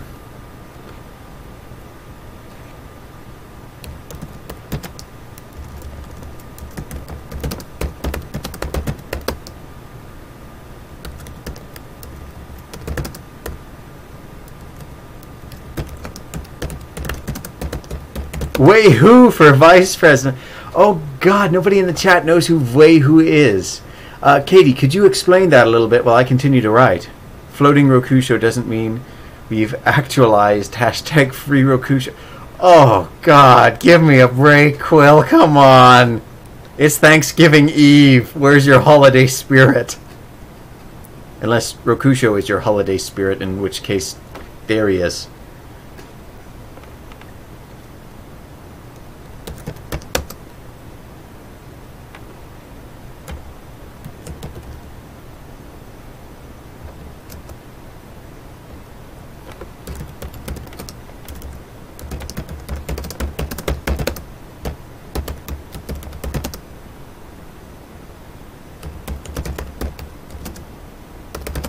Remember, you started this earlier. Didn't I warn you? Yes, you did.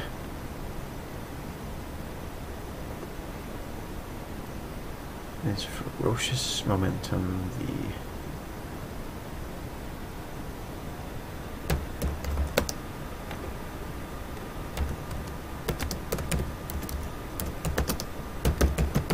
Hey, Jacob! And I already know what's coming. It's going to have a lot of W's in it. Unless his chat just is not working. Yep, there's the W's.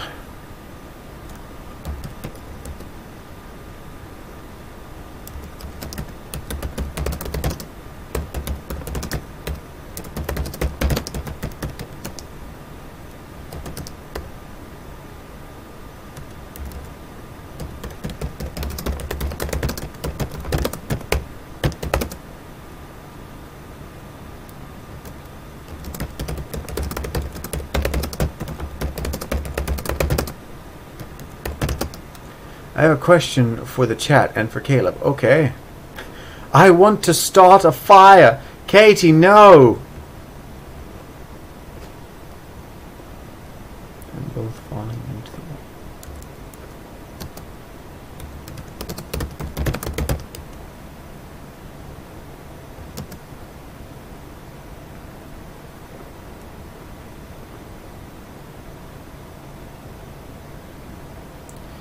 it's Katie. Jacob, it's Katie. We didn't start the fire. Katie did. Well, I certainly didn't. You know, even if I wanted to, I couldn't have.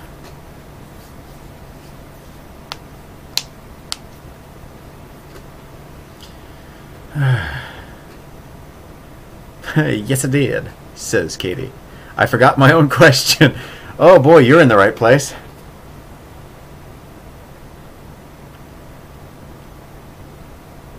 Me and my lighter. Hey, could I borrow that? Sending them both. Tumbling, I think.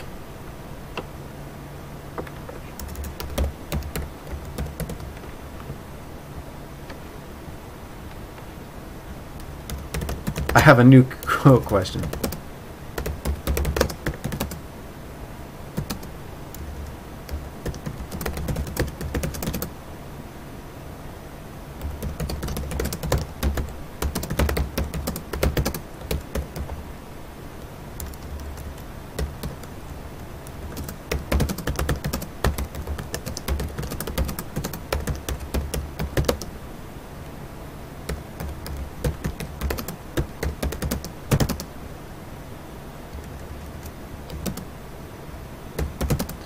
Do you think humans are still inherently tied to these primitive concepts of, like, say, being driven by the desire for fire that Katie demonstrates here, or are we beyond that? I think we're beyond that. I think more of a matter, like, I'll say this for a fact. I know most teens are into fire and lighters like that because it's edgy and it's cool and fire, you know, stuff like that. I don't know why it's perceived as cool, but I think it comes from a lot of the movies and stuff like that where we're just sort of sold on the idea that fire is cool or badass or something like that. Now, if you want to talk about fire in general, I can tell you why I like fire is because of the ink spots. Specifically, the form of fire I like the most is I don't want to set the world on. Do you think fire is cool then? I did when I was younger. Again, I think that's more of a media thing than like a base driver for people. That could easily harm us as well as be useful. Depends on how literal or metaphysical you take the word fire. Billy Joel took it pretty far. I burned a lot of things when I was a kid. It was fun. I mean, I used to do some picnics and I do s'mores a lot. I burnt a buttload of stuff. Bark, leaves. Jacob, are you burning down your home? Have you secretly confessed to us some sort of insurance fraud, or are you just like the fire starter for the ritual that Quill Dragon started? Why do we like to burn things? I don't know. Maybe it's gratification at having the ability to modify your environment, even if it's such a small way. Though we did ignite it, we're trying to fight it.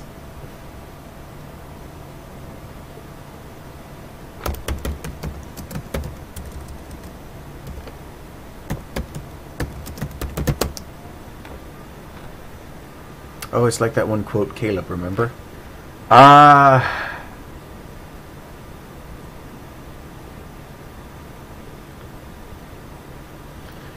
Which quote?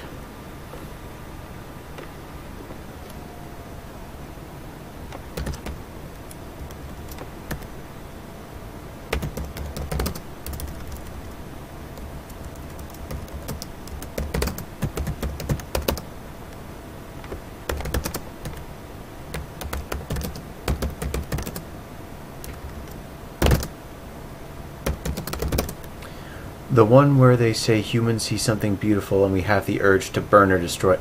No, it's... I want to let you guys on a running joke that Skype guy, or excuse me, Jacob does with me, in which he will frequently say ridiculous things just to try and aggravate me or take the position of absurdity and be like, hey, remember that quote? Hey, remember that thing we agree with? There was this one time where on Reddit, I believe, he found this song about humans, heck yeah, and he kept typing me the lyrics no matter what. So, no, I don't believe that humans by nature have this urge when they see something beautiful to destroy it. I don't think that's a statement that can be applied on a macro scale across the human species. I think that's usually indicative to someone who has a deep psychological problem or someone who is deeply abnormal. That's one of the driving factors behind the Rolfians I have here. They're so corrupt and so wicked in their very nature that just the existence of something pure or good, they want it, they covet it because it is strange to them. It's something they can't find or have on their own, and inevitably, when left in their hands, they will destroy it. And that gives them satisfaction, because it's a sense of control, I guess, over their environment, or an idea that reaffirms their own personal worth or strength, because they can take this beautiful thing and make it something else. They can ruin it.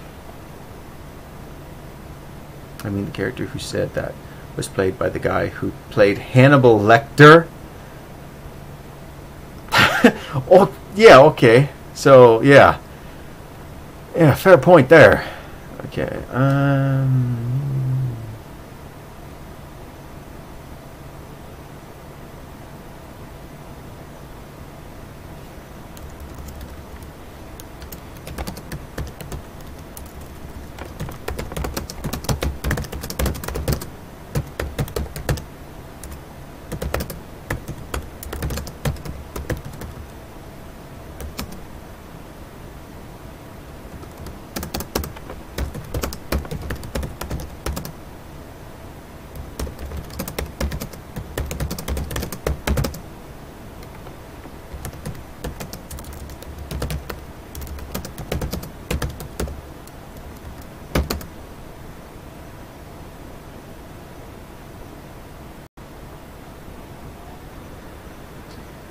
where do you see ties here on out and towards in the near future, right, and far future? I think ties are always going to be a staple.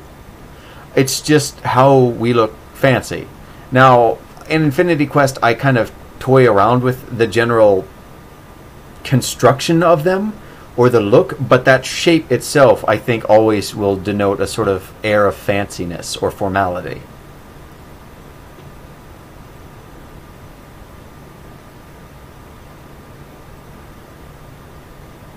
Bows or weird ties. Oh god, there is something that I kind of have a love-hate relationship with aesthetically. I don't know if anyone remembers Back to the Future 2, where they actually go to the future, and like I've seen this style a bit in 80s media, where they have like two thin ties side by side. Some days I think that kind of looks neat, and other days it kind of just feels silly, where it's just like, it's the future, more ties.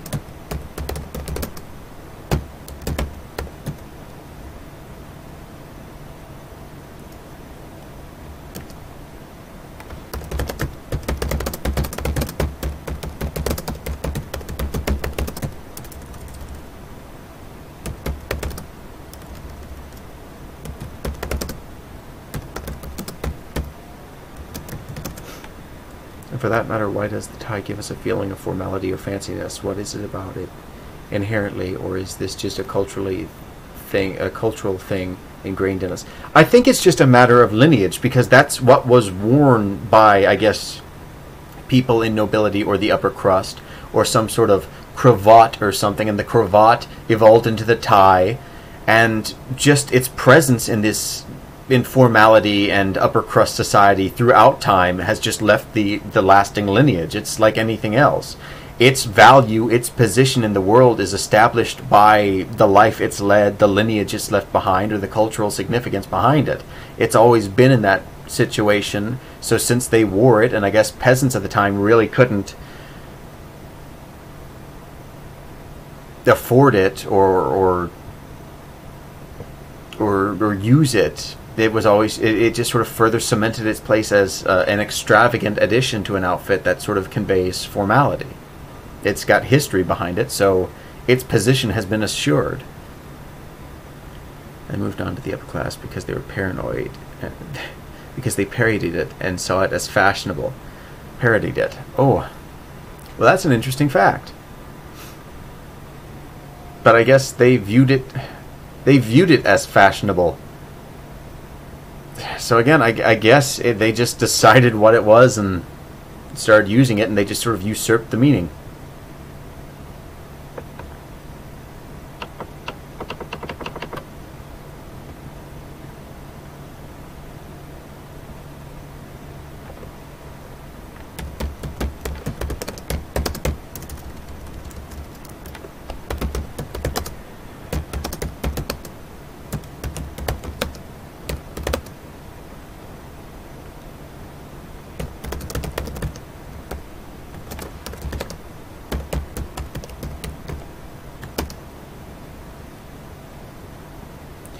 Oh, stop it, Jacob.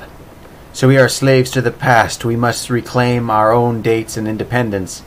Yeah, no, Yuli, you know, in seriousness, he doesn't buy any of this, and if this started to happen, he would be the first person to speak out against it. He just deals with a lot of people who do this to him. I'm forced to recall the amazing literary works that he's been putting on that, unfortunately, a lot of the people in his social circle just don't get. And they're constantly battering him. So I guess as a sort of retaliation, he brings that to me.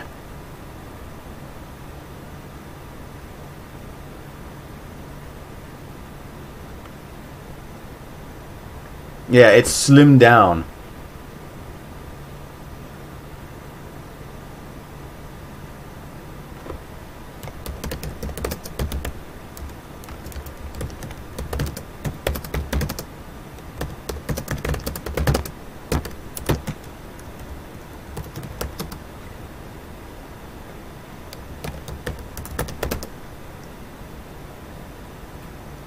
But I like ties. I do like ties. This is my 1940s tie. It's an actual piece. I forget from what date it was, but I really enjoy having it around. Oy. They make the humble dress shirt become weirdly formal and fancy suddenly. Indeed, they do.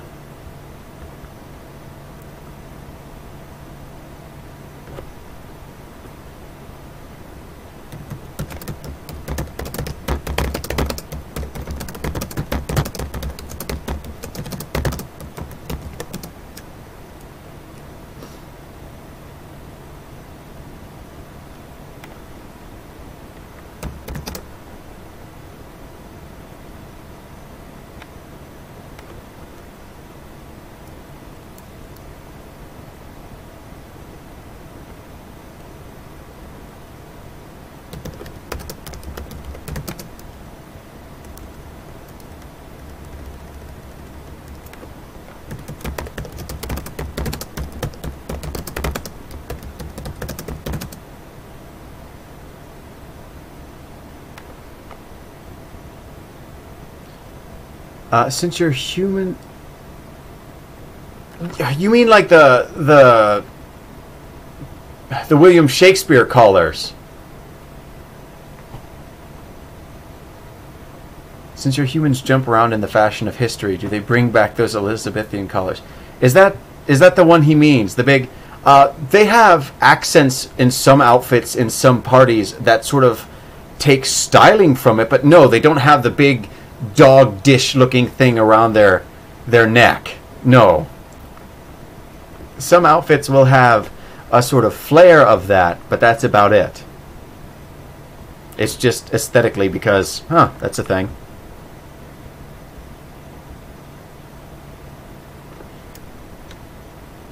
Jump around to get down, and now we're back to fire. But why not? Don't they bring the old-fashioned back to experiment? I'm sure there's still hipsters in the future. I'm sure maybe, but I don't think any, like, you don't see people going around, you know what we need to bring back, what I'd like to go to Walmart in? Loincloths and bear skins.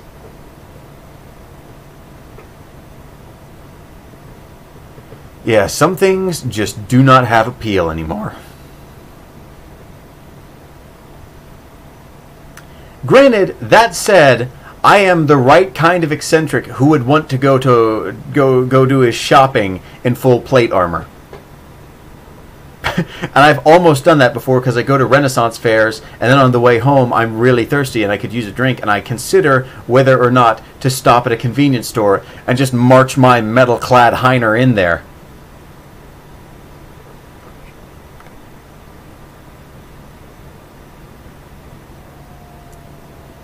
Yeah.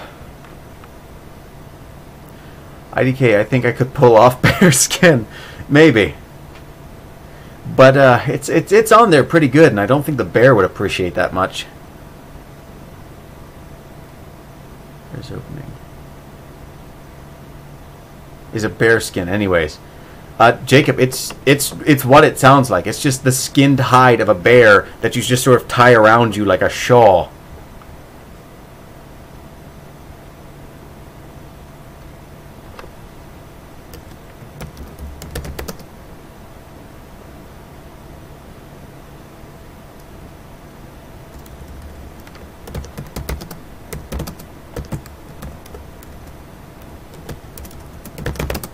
Reach his equipment. You kill a bear, skin it out, and tan the fur. Yeah. Reach his equipment.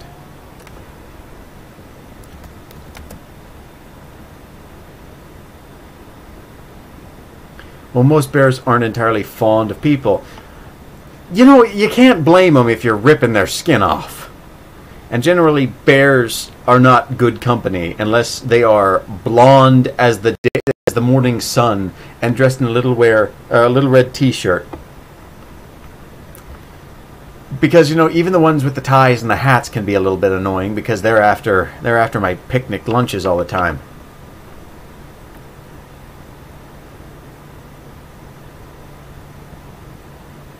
I hate these primitive outfits, but seeing them revitalized in sci-fi and like the Sangeli gives me the fire to write.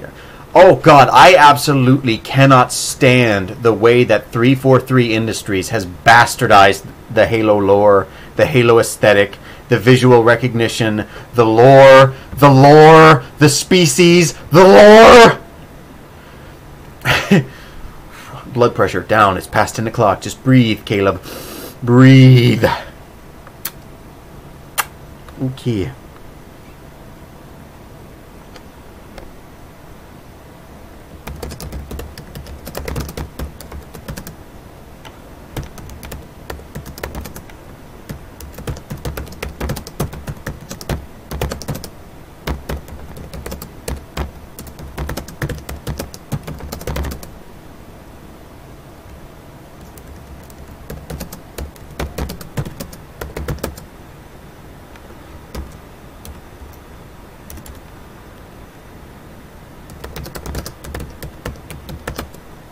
Kid's about to reach a 404 error. Watch out. Yeah.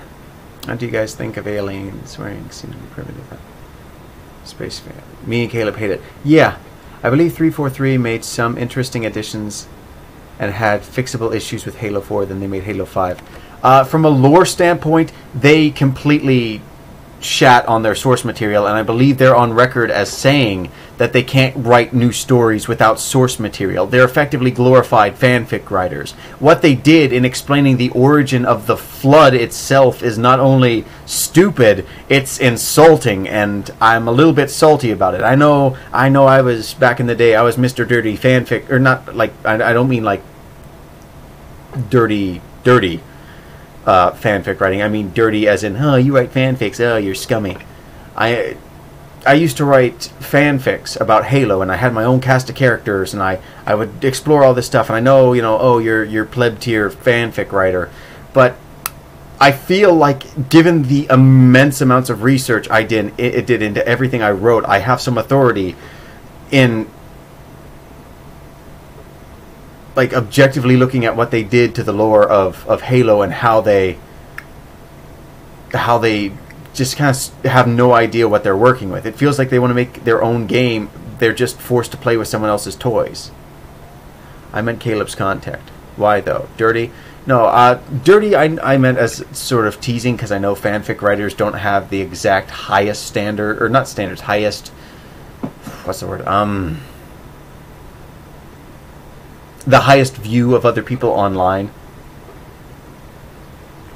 So I will sort of tease myself at like, you're a fanfic writer. Ooh, oh, come on, man, make up your own thing. But, and a lot of fanfics are absolutely terrible, mine included. But I don't know. 343 does all the things that a bad fanfic writer does. They made most of their plot points for story development based off of cut content that Bungie had. They wrote the Sentinels out of Halo and then had to bring them back later. The aesthetic was absolutely garbage.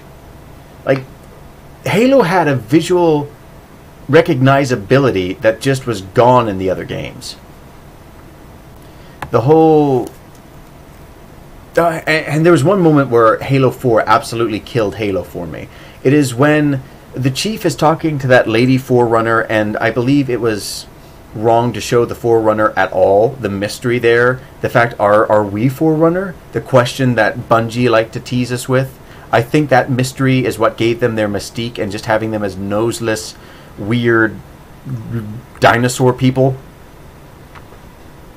was a bad choice. But the line that killed Halo for me was when the lady is talking to Chief, and she talks about how in genetic engineering or something, they put all the circumstances and everything in place so that the Master Chief would come to be. That they knew he was going to be here as the Chief. It completely took the piss out of everything the other games had done. The Chief wasn't great. The Chief wasn't a great commander. The Chief wasn't struggling against life and death. He was simply the product of this long, convoluted, we're mystical and intelligent Forerunner game. It just did not jive with me. And then the time skip that they had done with the series, where nope, the humans have entirely recovered from the Covenant War. We have brand new ships, a new fleet, everything. We are A-OK hunky-dory. The stuff they did with Halsey, where Halsey's like this anti-establishment kind of figure, where she's imprisoned and she hates the UNSC, and then she loses her arm and she sides up with the elites, and I don't know what it's doing with the story, but I don't like it. And then yeah, I thought that exploring the Forerunners was more interesting. It was, and they could have done it interestingly, but I think they just didn't know what they were working with. Though if we're talking about a direction I would have loved to see this Shattered Covenant explore. Yeah, same here. Again, I believe some of their lore and plot points were interesting. Their execution leaves a lot to... That's a fair point. That's a fair point, and I can give you that.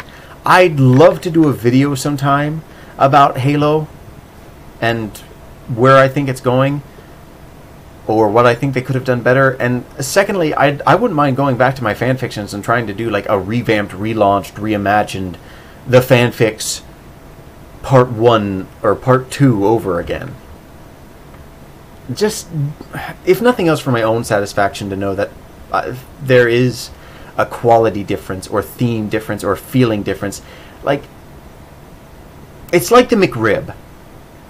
The original McRib everybody loved. They took it off the market, and anytime McDonald's, or in this case Microsoft, needs a little bit extra clout, oh, the McRib is back, and it's just like the McRib you remember, but when you taste it, there's just a few more shortcuts that make it a little bit easier to produce this time around. The sauce is a little different. The meat is a little bit more processed. It's not quite what it was. It's an echo of its former self. The look and the taste and the texture is mostly there, but in a sort of novice's way, a way of someone trying their best, or at least putting forth a marginal effort to emulate the original that came before it. Halo is just that, I feel. It's Microsoft's McRib.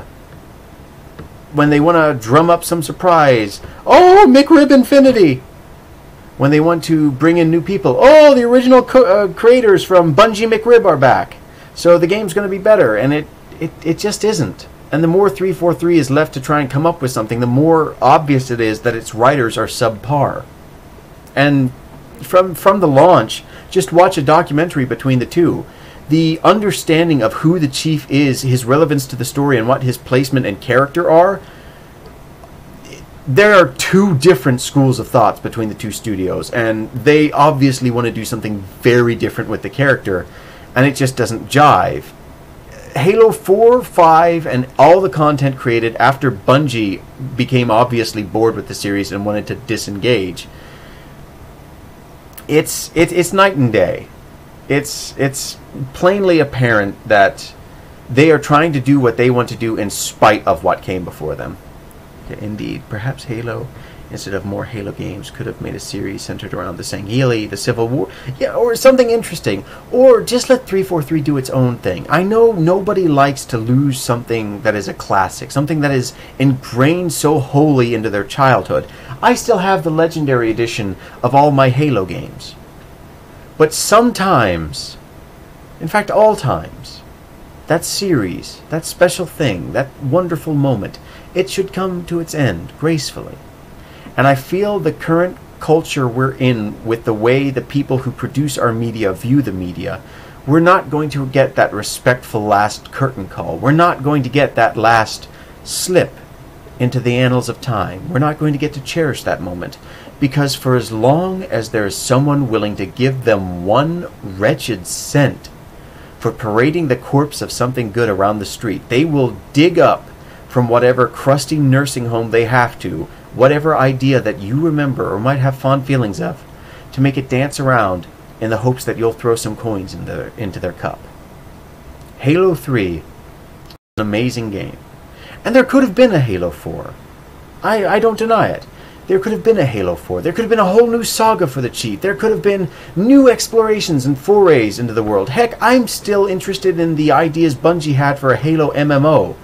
But this wasn't the way.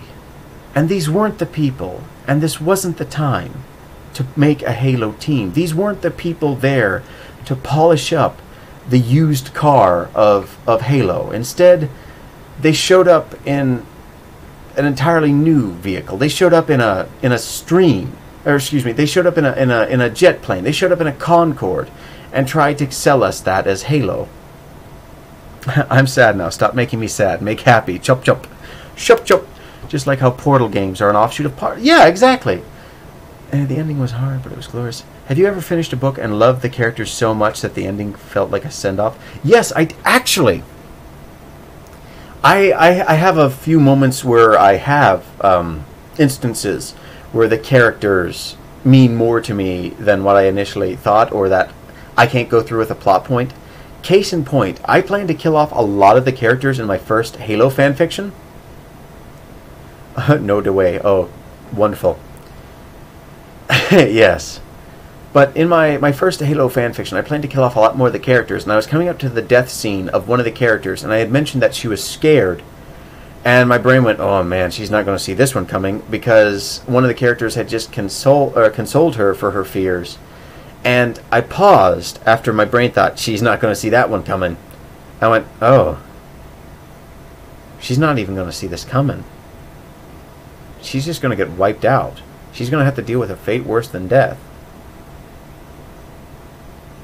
And I felt bad, because I could feel for the character. I knew plainly what she was thinking and feeling, and at that point I had a very strong grasp for these characters.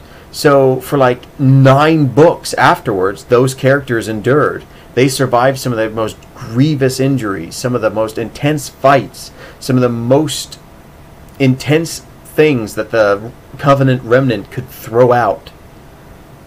And they endured, and they grew, and they developed because of it. All because I was too attached to the characters, and I couldn't bear the thought of killing them, because I felt like I was betraying them or being cruel or unjust. In the Asimov books, Daniil and the detective guy, oh shit, Caleb, you're going to hate this person I saw on this RP server. This person saw. I can only imagine.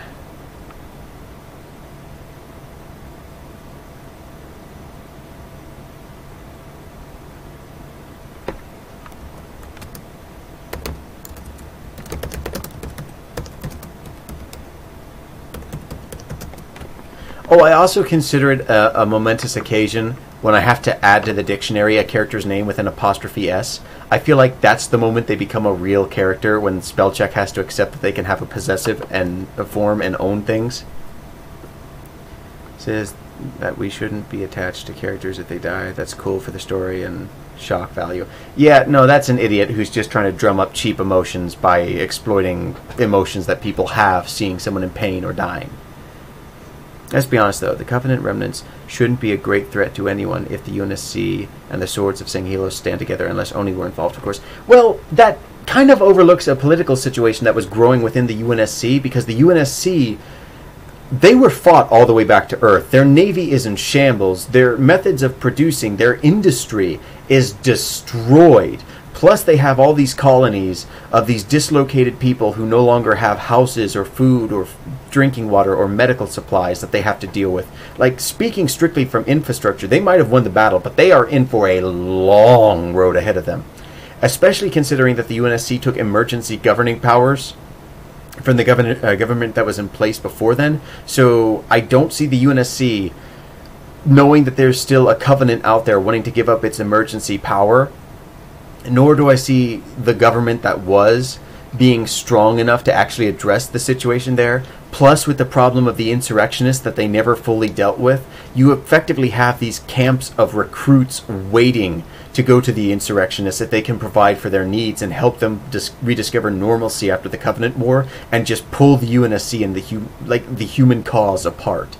So from a politics, from a strictly battle perspective, no. The UNSC and the the Swords of Sanghelos standing together should be able to fight off the exhausted war machine of the Covenant. But considering the actual implications of their citizenry and the political stance and position they're in currently, I would not trust them to even deal with the Kigyar pirates, because their system, effectively what they are, is a wonderful house that survived a fire, but the pillars that are holding up the frame are weak and not really in a position in which they can still hold together this society. Too much external pressure, their economy is going to drop out, their ability to govern, their institutions, their command structure, it's just going to come down, and that's just going to be it.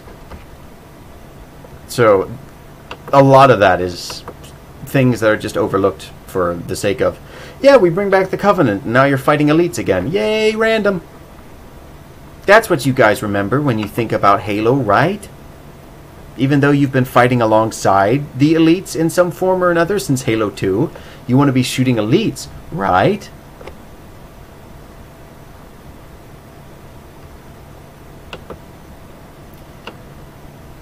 I think one thing that always got me about Halo was how it felt like it tried to ground itself in some level of realism. And everything after Halo 3, even Halo Reach, just felt like it was betraying that sense of realism, and they were just throwing stuff at the wall to see what hit. And I knew Bungie was still involved by Halo Reach, but Halo Reach felt like a tech demo for Destiny. Like, it was plainly obvious that Bungie, their hearts just weren't in it. Halo Reach was the game that was created because it was contractually obligated to.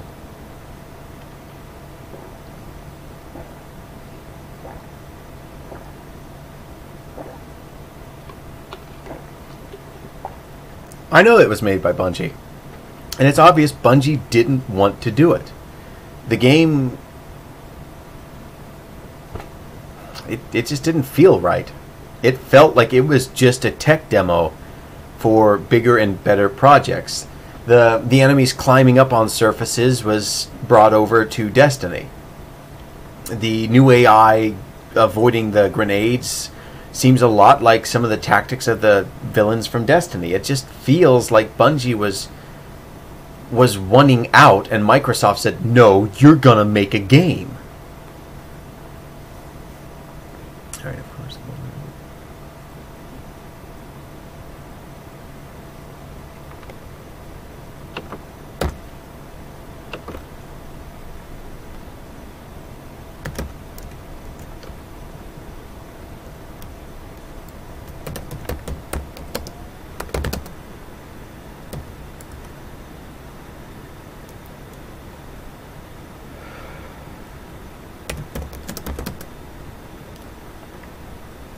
I read that with, from a certain point of view, I read that with Obi-Wan's voice. Oh, I am being invaded.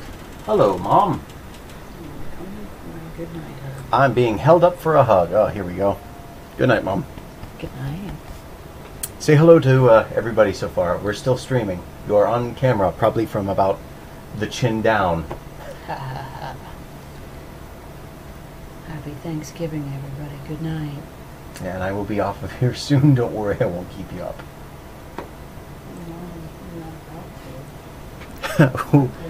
Oh, everyone says, hi, Mum.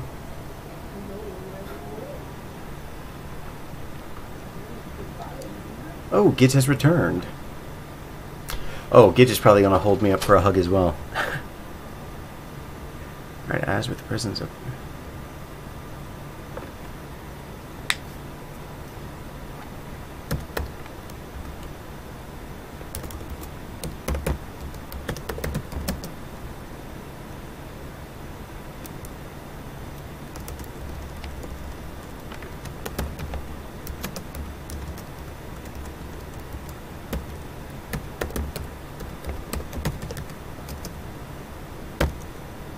Internet hug. Yay. Oh, I've been hugged by bits and bytes. Here, everybody in the chat. Jacob, Quill Dragon, Katie, Gidge, Cesra, you all get hugs. Just infinite hugs. And you know what? If Sush is still watching, Sush even gets hugs. Everybody gets hugs. Yeah, you know what? I'm going to...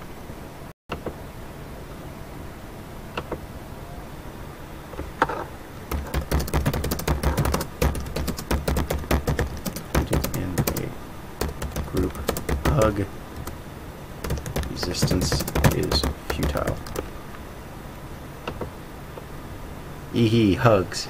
With that last incantation, I set the summoned plushies alight with a plasma pistol, bidding you all a fond farewell. Well, Quill Dragon, it was wonderful to have you, and I thank you for your magnificent presence within the stream. Thank you very much.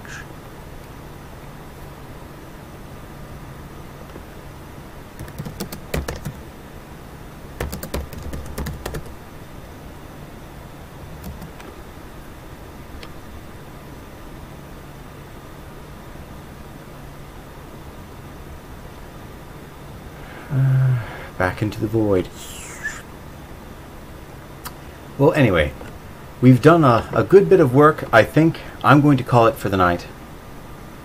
And I think I'm going to continue writing long after I get off. So, thank you everybody for joining me. I deeply appreciate your participation. And again, like I said, I believe in you and all your creative pursuits. Don't try to mitigate the wealth or the depth of your success by thanking some secret ingredient or ritual or something that you've done before. All that talent, all that potential is in you for you to refine. And if you stay at what you believe in and what you dream, what you really want in your heart, if you pursue it, you'll find it. Or you'll find something that you knew you didn't even know you wanted from the very beginning. If you stay true to yourself. And I know that sounds like ridiculous, like pie in the sky kind of advice, but if you stay true to what you want to do with your life and put the effort in and sharpen that potential and forge it into the vessel that will take you to what you want to do in life, you'll find the path you want to take to get to where you want to be. I believe in you immensely, but the first thing you have to do in order to get there is believe in yourself, like I believe in you. Thank you for joining the stream. And until next time, stay creative. Thank you very much, and goodbye. Oh, and happy Thanksgiving. See ya.